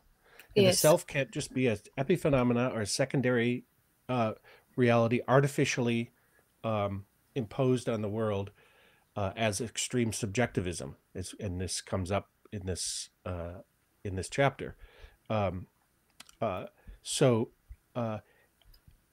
the Western project has largely been an underdetermination of this reality, this self, and it's just dying to come to be heard. And so Yes. And so we hold on to something sure, like it's when we were dealing with riddles of philosophy, and people sort of were drawn to mathematism because it gave a strong foundation for security, right? So it's so one can have compassion for this, right? But because we know what it takes, it's an eye of the needle kind of experience to come to this conclusion or come to this knowing, and we know better. I think is part of the reason why we're drawn to things that are finished products of oneness, right?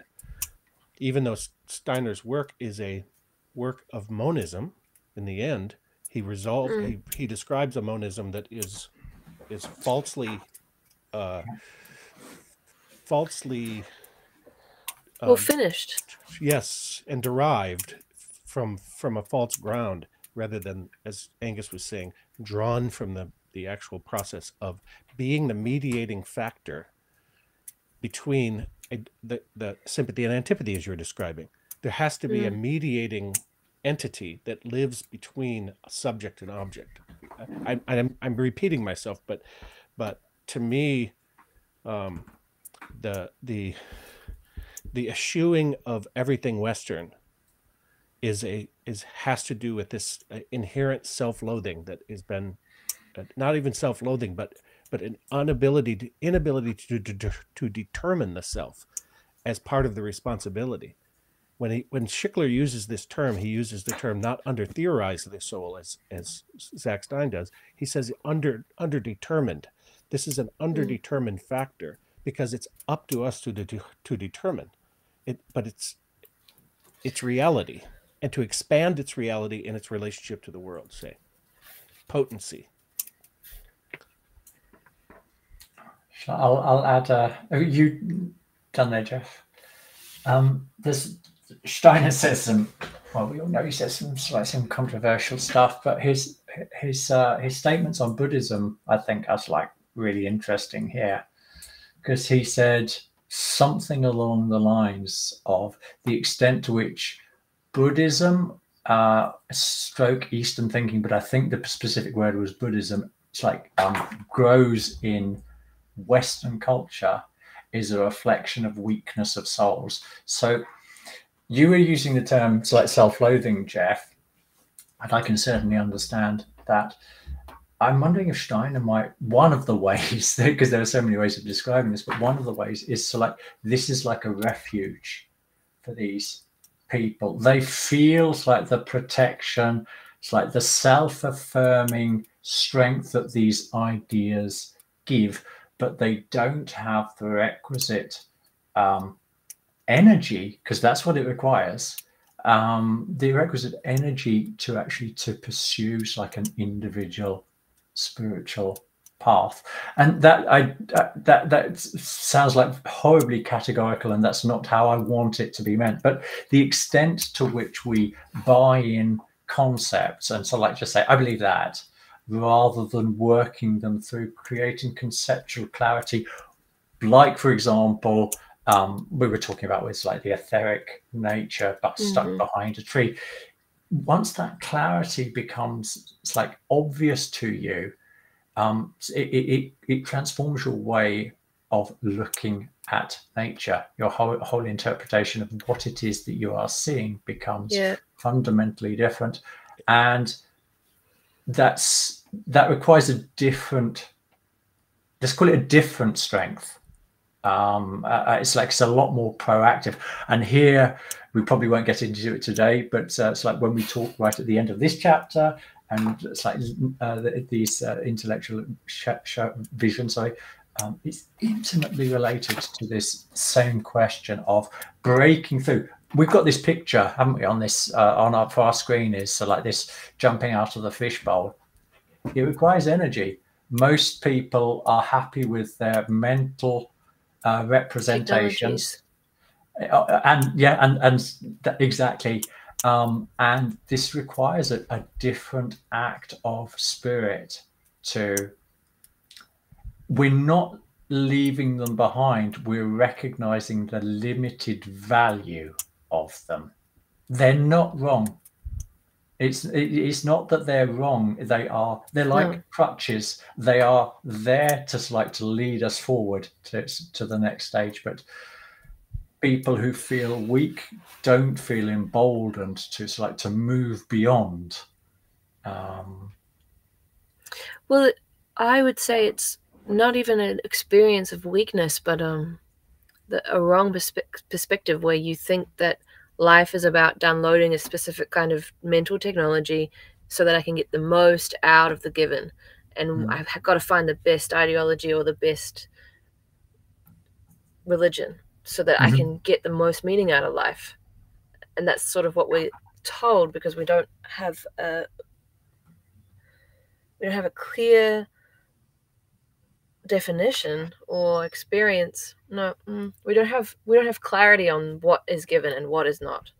This is why scientism has even eclipsed Eastern religion as the favorite ready-made belief system that one can, because you're sure it's all factual. So and the background is static. It's all one. We can never really understand it, but we have these concepts through which we can negotiate it, which is why science also itself has become a technocracy rather than an observation, a cognitive observation of life. And all it's done is make all science seems to be doing. Well, sorry, but a lot of scientism is just about making the most accurate description of what we can experience through technology, through tools. Right. And so there's no why. There's just where's the human being in all of this? It's just breaking apart molecules into smaller and smaller parts and making sure that you name them really accurately and make sure you know what they're doing to each other. But why? And will it always do that? And what happens if I change this? Oh, I don't know. Isn't that interesting that springs in the first part of this chapter, that we've self-imposed a merely descriptive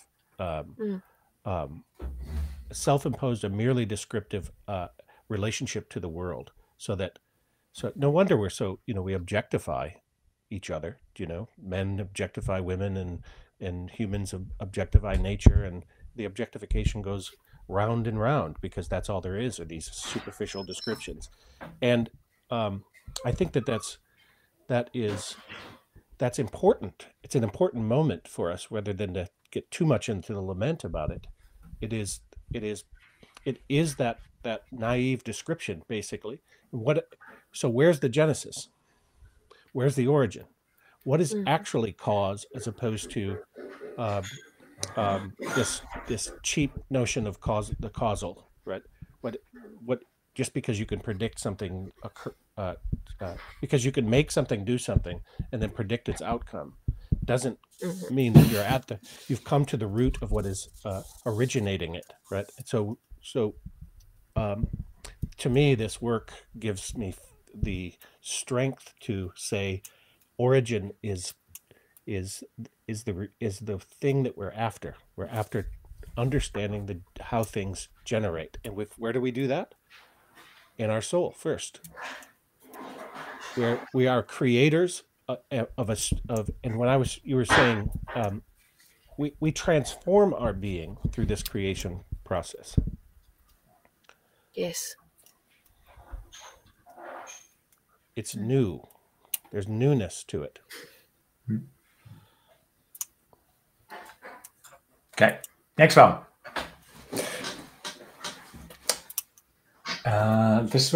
Let's just say this was, that's right. In other words, precisely through strict adherence to the given as merely given, it must become apparent that not everything is given. This is where we're trying to make the bridge. Insistence on the given alone must lead to the discovery of something which goes beyond the given. The reason for so insisting is not to establish some arbitrary starting point for a theory of knowledge, but to discover the true one. In this sense, the given also includes what, according to its very nature, is not given. The latter would appear to begin with as formally a part of the given, but on closer scrutiny would reveal its true nature of its own accord. So how do we move from the given, an unknowing world, a precognitive world, to suddenly, where do we find knowledge in that when we've sort of like said, no, we've got to start with no knowledge? That's what he's asking us here, isn't it? In the generation, in what is being generated in the moment, what is the activity? Exactly. Because if it was all given, then nothing would be happening. Yeah. And he talks in the chapter, this part of the chapter, doesn't he? Because like it doesn't help us to blindly or to stare with open eyes just at the world. Staring doesn't mean knowledge. It's like something else has to happen. We're doing something. We are doing something, or something. It's so beautiful.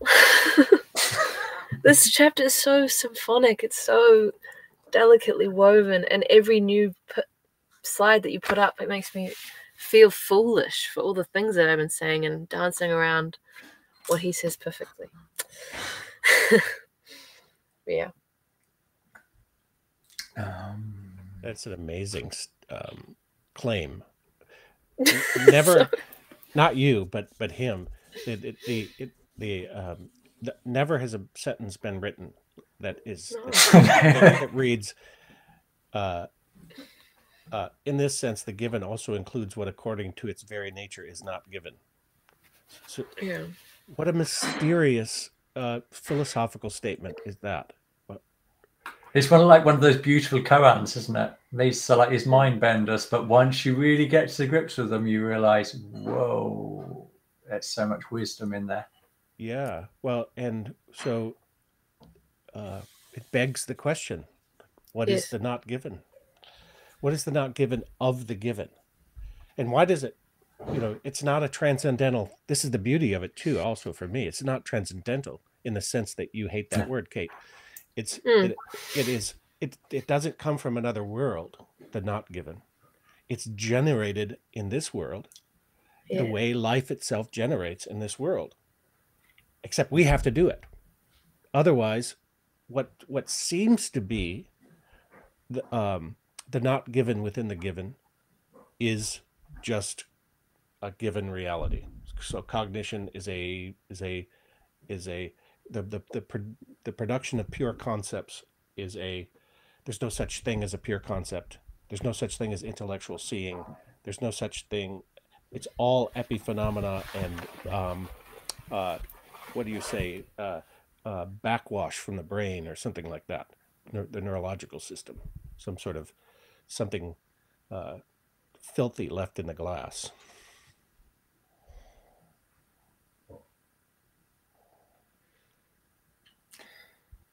Yeah, it's difficult to top that sentence, isn't it? Shall we? Yeah, it is. It is, yes. I'm left with the feeling that, and it's so simple, yet I go back to this term. I think there's a degree of self-loathing that does not allow us to see the simplicity of what we have to offer ourselves first in the world. Or fear, yeah. And another, we could use both those words. Or as Steiner also points, going back to the philosophy of freedom, we are constantly using this activity of thinking. It is constantly working in us, but we are never focused on the activity itself, only on its products, namely knowledge. So it's an understandable ignorance. It's an understandable self-loathing. It's an understandable whatever predicate you'd like to add to it. But at heart, you could also call it an honest mistake. Just an oversight. And we are all human beings. We're all used to making oversights and missing things and not being aware of things. But what we're being accused of here is like a fundamental. It's like an oversight in the sense of the creator of our own being. We've missed we happen to miss like what has actually created ourselves. No, we give that over to the transcendent God. Right? Yeah. So that's the fundamentalism in religion is we were, you know, that would be hubris to suggest that we are that we create ourselves. Yeah. Right. And it's heretical from a religious standpoint, and it's navel gazing spiritualism from a materialistic standpoint. But it's well, we're going to get to this, but it's just making concepts. This is what we're talking about, making, which we're doing all the time. It's weird that it gets mistranslated so easily. And I feel just I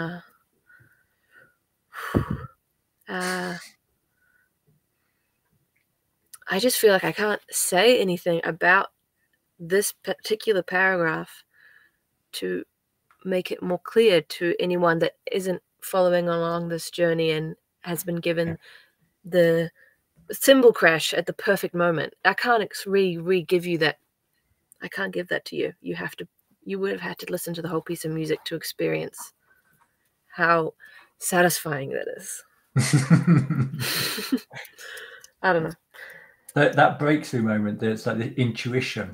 That's what's happening here, isn't it? It's a genuine. It's like a transcendence of one's own understanding of oneself. Yeah. Again, the beauty of the I don't know what the German is, but for me, the beauty of the way this is expressed is that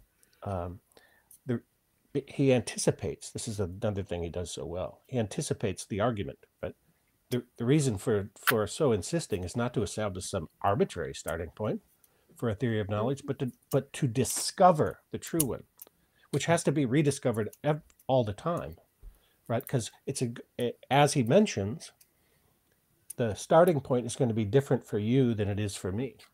Yeah. Yeah. Okay. We'll move on. Did that go to the next one? No, we didn't. Oh, I don't. We finally got to intellectual seeking. That's the one. Oh, okay.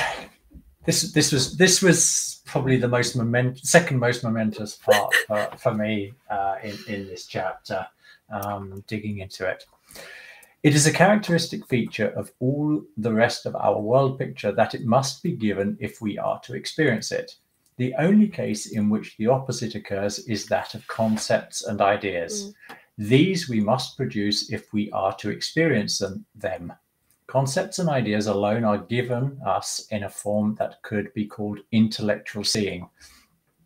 Kant and the later philosophers who follow in his steps completely deny this ability to man, because it is said that all thinking refers only to objects and does not itself produce anything.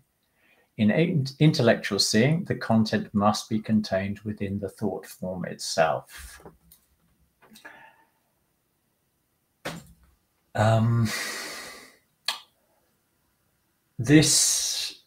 This idea of intellectual seeing has real pedigree. When you begin to trace out how Steiner maps out like the development of this concept. I mean, where can we start? So, what is it? This is deeply linked to the importance of a priori. Are you? Hold on. What are you saying there, Jeff? Can't you see the? There it is. Oh, okay.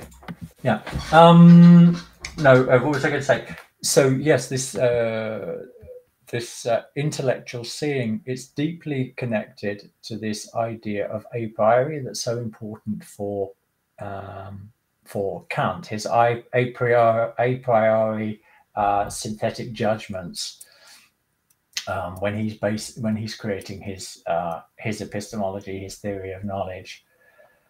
And intellectual seeing, which Kant denies, is what's being spelt out here. This recognition that it is we that create these conceptual forms, these thought forms, as Steiner also calls them.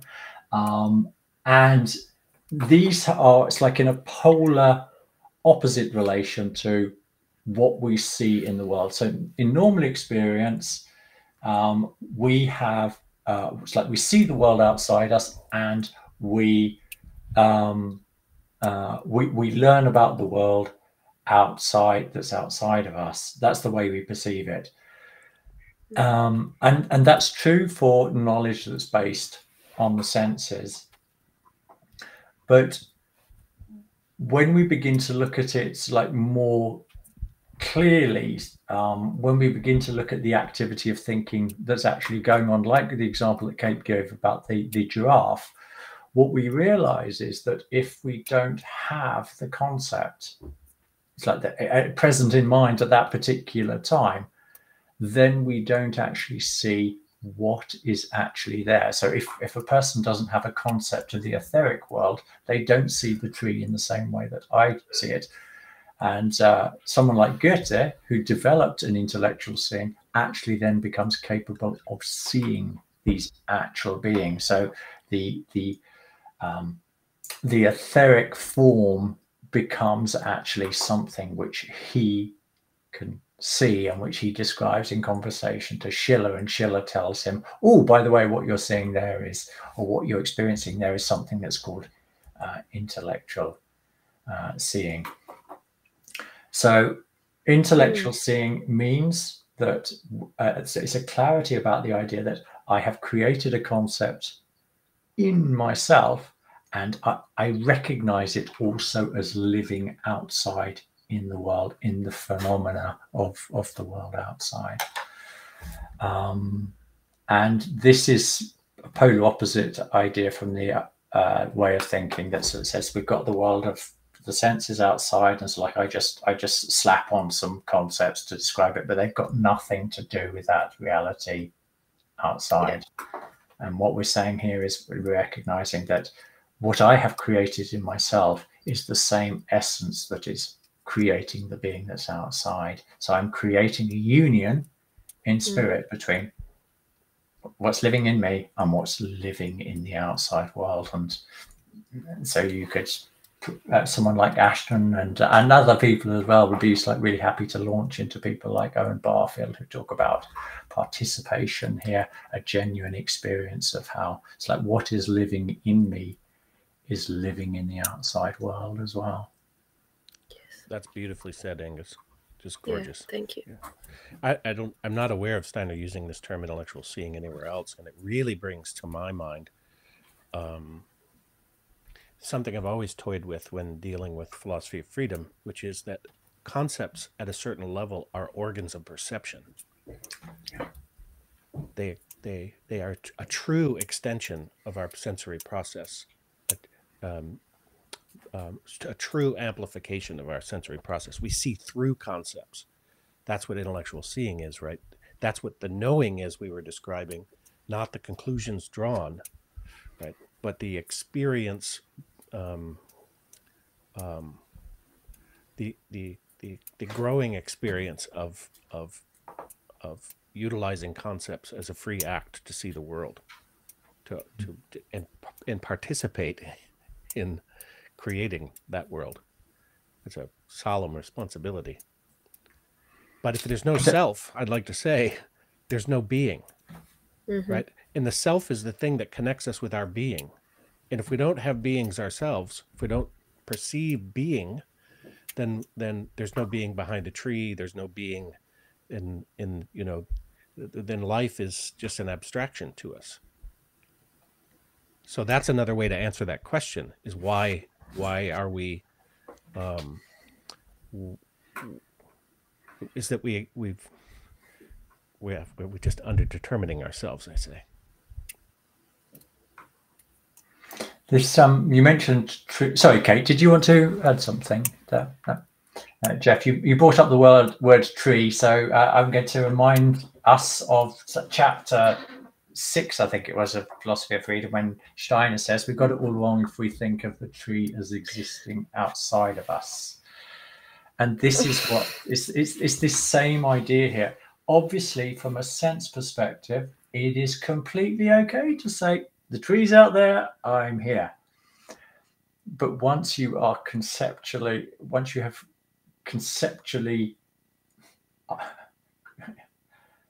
created this tree within you, then that tree is within your sphere of being. It is no longer outside you. It is part of you. And you are the being, you are doing something as a human being that the tree itself is not capable of, is actually recognizing that which lives in it. If it's like, so keep it simple with the tree, it's like with the etheric beings that are the creator of that tree. We as human beings can go, in that sense, we can go beyond nature. And this is also like truly, it's like Goethean style, this idea that it's like nature has created us so that she will know of her own glories. The tree can't know of its own glories. Yes. But we as products of nature can grow up to be those very organs of perception, the conceptual organs that you were talking about, Jeff, that are a recognition of what nature actually is.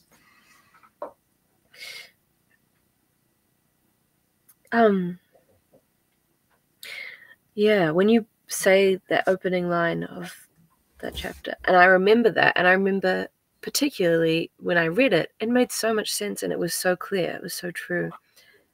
But I haven't read Philosophy of Freedom in a while, and I'm still growing these faculties, and I'm still growing the awareness of this activity, and I forget all the time. And when I was living in the book and I was studying it every day, and we were coming together weekly and reading it, it was so much clearer because the concept was clearer. So the organ of perception was more, it was bringing in more light, and it was, you know, it was generating a reality that was way more real. And now you say it and I go, oh my God, what a trip, you know, like, and what a trip. I mean, you don't need psychedelics for this sort of experience. It's actually your own generation of concept that is freeing and very creative, and your own generation of your own being. That's why when we go back eventually, we'll all go back to Philosophy of Freedom and we'll take it up again. I will be a different being in relationship. I will be at a different developmental place with a different level of intellectual seeing, with concepts that are more attuned sense organs, say, or tuning sense organs, concepts that align with reality, that are in alignment with reality in a deeper and deeper way, because it's become part of my being. Yeah. And other concepts that other prejudices I will pick up before we study it. There'll be new prejudices that I will have to dispel, that I don't have now, but I will have. Yeah, they're sort of treads on the tire that give you the traction to gain new ground. Those prejudices that you have to, then you get rid of them at a different place, a different drawing line. You have to artificially draw in order to get your provisional self ramped back up. It's fantastic. It's so much. So much fun. Yes, and so it's so humbling too.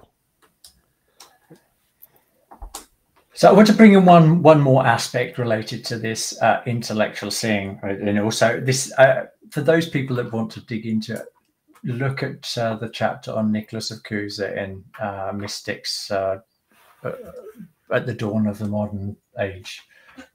It's an amazing chapter, and one of the ideas that's like really you can come to grips with is, but the value of this pre-intellectual seeing, because we could say, oh no, we should we might be tempted to say throw overboard all of this sensory knowledge, but actually this is the basis for a true intellectual seeing. This is the phenomenological approach of Goethe. So deepening yourself into observation that allow these concepts to for you to this thinking activity to intuit in you the concepts that most adequately describe what is happening, what is the being behind the plant or behind the animal. And this is super interesting. I'm going to draw in a little bit of Aurobindo as well, and quite clearly Steiner. All of these people are emphasizing the value of these mental representations, these dead thoughts, as a stepping stone to spiritual vision. When we start using our senses to make sense, that when we use our senses to inform ourselves about the world and we intellectualize about it, we are starting off down the road of using the spiritual activity of thinking in a conscious fashion. And what Steiner and Aurobindo, and I'm sure lots of other people are saying, is yes, that's the first stage. And then you've got to get beyond materialism and recognize that this activity of thinking is your own essential being. And it can go way, way, way beyond the limits of knowledge set upon us by thinkers like Kant, and certainly any materialist philosopher worth his salt will say there are limits to knowledge. And Steiner, I think it's chapter 7 in Philosophy of Freedom, he says why this limits of knowledge theory are the limits to cognition. Saying no, there ain't. Anybody who says there are doesn't know what thinking is. They are living in their own restricted idea of what reality is, because they haven't been able to go back to the given and reappraise what reality is. It would be like saying, are there limits to reality? Are there limits to being? Yeah. Are there limits to being in reality? In both senses of that word. Yeah, that's great. Angus, is this book possibly also called 11 European Mystics? That's right, yeah. It's okay, cool. And it's available on Iris Archive, yeah. I've got it in a hard copy. Lucky you. I've read the chapter on Burma. Yes. Jakob Burma, but I haven't read the one on Nicholas of Cusa, but I will. Thank you. It was this particularly intellektuelle Anschauung is the German word, and I was Stein's making a big thing of this, so I have to dig into it a bit deeper, and that took me into Cusa and everybody. So really good stuff. Kreinbuhl uses that word too. Intellectual seeing? Yeah. Huh. But yeah, now you say it directly. Intellektuelle Anschauung, that's the German word, yeah. Yeah. How does Anschauung translate as seeing? It can be seeing. Sometimes people translate it with vision, but Anschauung means to look at something. So Anschauung can be like a worldview, a way of looking at things, a means of seeing. Yeah. I think he means all of it, I think. So I would I won't do it here, but I'm interested in where the mental picture is here. The individualized concept is the, what do you say, it's either from Angus's point of view the product of thinking, or from my point of view it is the organ of intellectual seeing. I mean, Steiner, he describe it in Philosophy of Freedom as an individualized concept. And in that sense, it's sort of like it's being robbed of its full life forces. Depends on what you mean by individualized, I suppose. Well, once you get to intellectual seeing, so my way of understanding is that you've brought it back to life again. You've no longer limited it to its, like when we talk about maths, it's like people can only count if they've got beans in their hands. If you are tied to physical phenomena to be able to perform mathematical operations, then you are not operating conceptually. And if you can't think without images, then also you are still in mental representations. But when you can experience these concepts, retain them in your consciousness without picture and without sound, also deeply linked to more esoteric practices within anthroposophy, then that's when you're moving beyond mere mental representation, which has huge value for understanding the world, but you're moving beyond it to a direct vision of concepts, or a priori thinking, as Kant would call it, which he says we can't do apart from in mathematics and perhaps geometry. Well, Does he bring in mental picture and truth and science at all? Is that ever brought in? No. I don't think so. Because I would like to talk about mental picture a bit more. Because Yeah. it's so over. It's the one thing that I really don't get. I really hate the word. It's gonna come back, I think, in our conversation. I think it's maybe premature for me to have brought it up, except to say that this individuation process is not a dead process. So the individualizing of a concept is to re-enliven the concept. It's on the other side of an artifact. It's the resurrection of a concept into deeper and deeper parts of one's being. So we're moving in that way. We're moving into our embodiment. We're moving, creating a soul, as we've talked about, and we're moving deeper into the soul. We're also, in Hegelian fashion, I would say, is we're also moving toward a universality that we're aware of, but we can't do it without individuating. And so this is what I would say about the individualized concept, is that they. Well, Yeah, I I'll suppose leave that. it has to be processual. Yeah, sorry, we'll leave it. Yes. I would like to Processual. ask a question. Fire away. Do you guys have any more examples of concept versus idea? Because he says a concept is, let me try and remember it. A concept is the way you unify percepts. So causality is a concept, but an idea is a concept with greater content, like an organism. And I would like some more examples, if you could think of any. I think if I had more examples, I would be able to better distinguish between the two. Because I don't know why organism is not a unifying of different things. It seems like it is to me. What is the greater content of organism? Correct me if I'm wrong here, Kate, but you're talking about when he talks about organism in this chapter. Mm-hmm. Yeah. Yes. He says, Concept versus doesn't he idea. say something along the lines of, can be understood at its most abstract level, an idea, correct? An idea? You mean an organism? Yeah. Doesn't he say that? No, he says when he's defining concept versus idea, he says a concept is a principle according to which disconnected elements of perception become unified, and an idea is a concept with greater content. For example, an organism. Yeah, that's exactly my point. So yeah, but I don't understand why organism has greater content than causality. It's a great is what question. I'm asking. I can see that there is, but I would like some more examples, because then I can see the relationship, I think. Okay, so what's going on in an organism? You've got the concept of causality, you've got the concept of growth, you've got the concept of reproduction, you've got all of these different concepts that are at the essence of what it means to be an organism that is alive.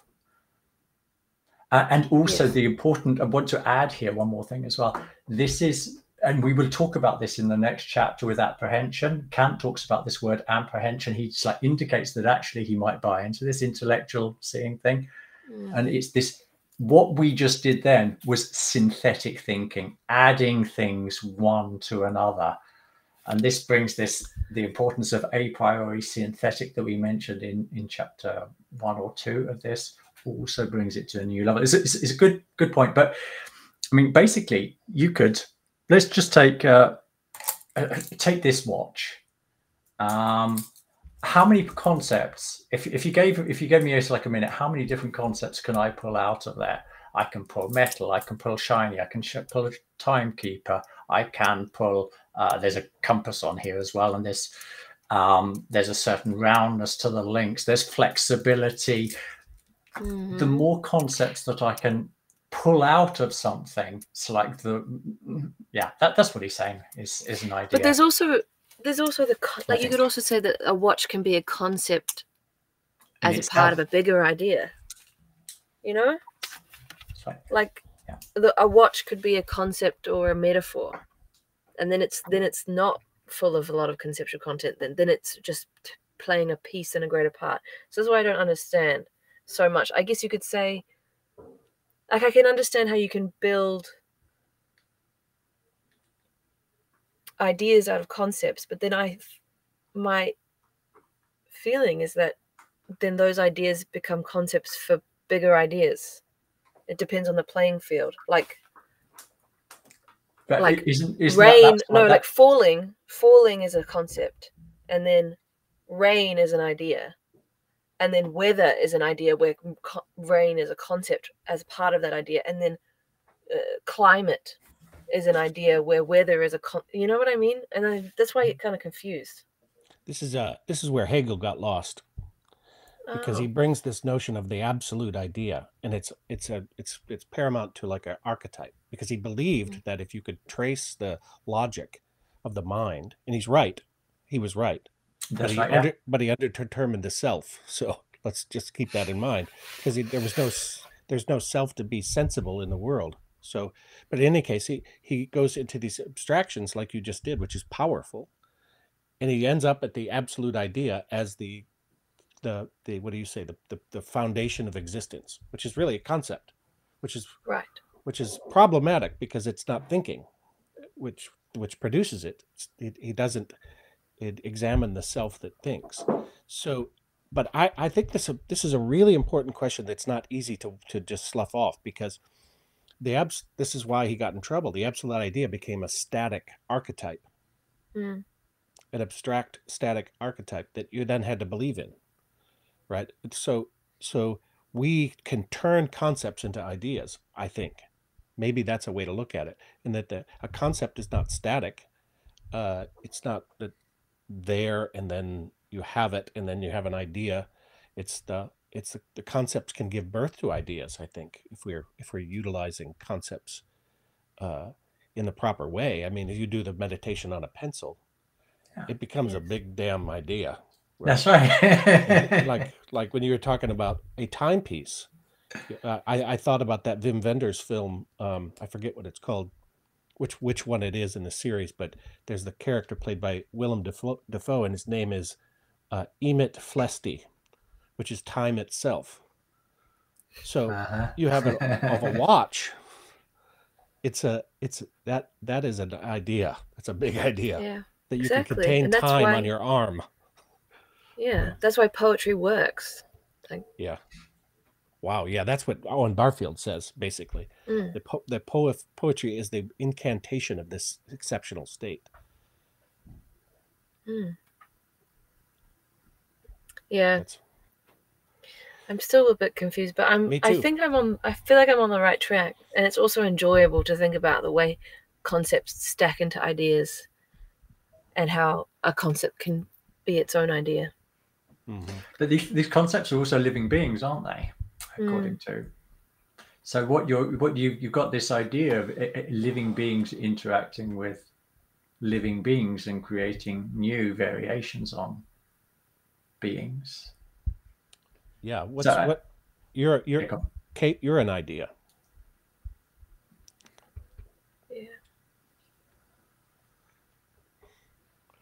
Yeah, this is a great question. It also is emblematic of the way in which the delicate nature of the way this is, like, because you start pulling at it too much, and it sort of comes apart in your hand. Right? You're pulling at the wrong. If one pulls at the wrong aspect, say the aspectual, as they say.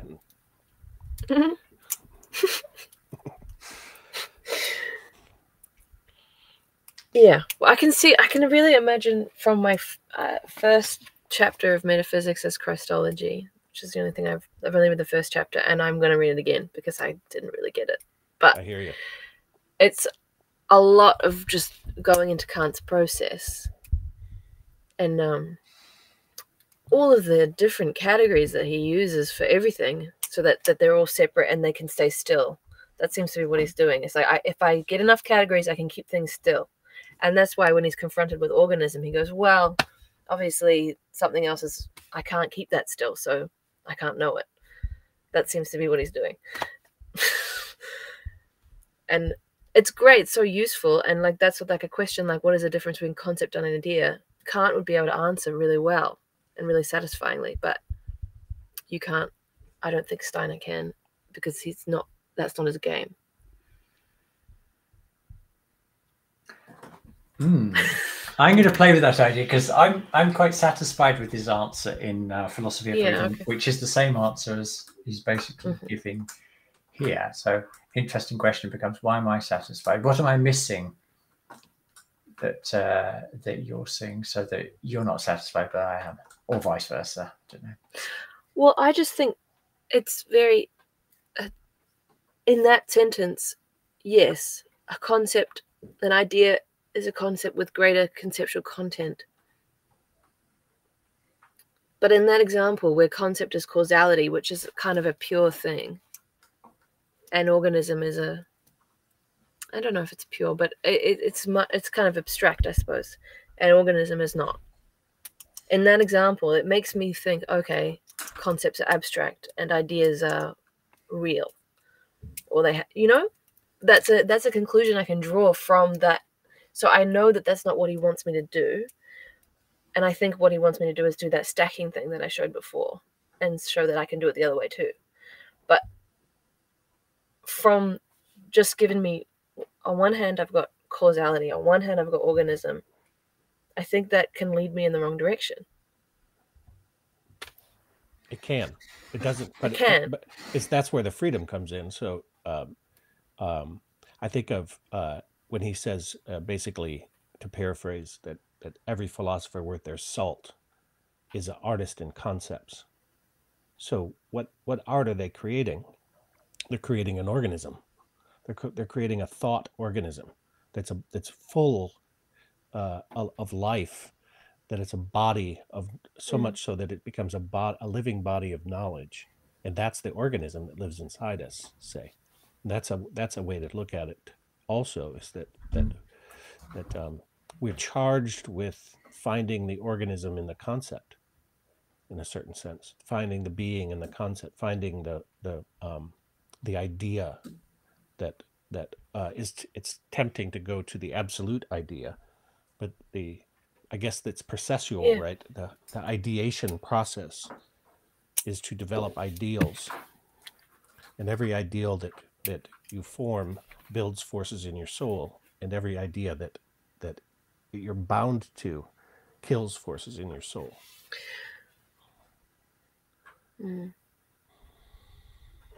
Should we be going for 2.5 hours? I suggest we wrap this up. But it's like try to remember some of these important questions that come up, so we can bring them up again, because we're not pretending to answer them here. This is a conversation, isn't it? And the more we talk about it, perhaps hopefully the closer we'll get to a more comprehensive building an organism. Exactly. Together, it's fantastic. Bit by bit. Yeah. I really looked forward to this because of the two or more gathered. This is this chapter. I think is really, it's the Father, Son, and the Holy Spirit all wrapped up here. Is Angus has described. Yeah. I didn't even talk about that at all today. No, we'll pick it up next time. Yeah. Good. Okay, I'll just press stop recording. All right.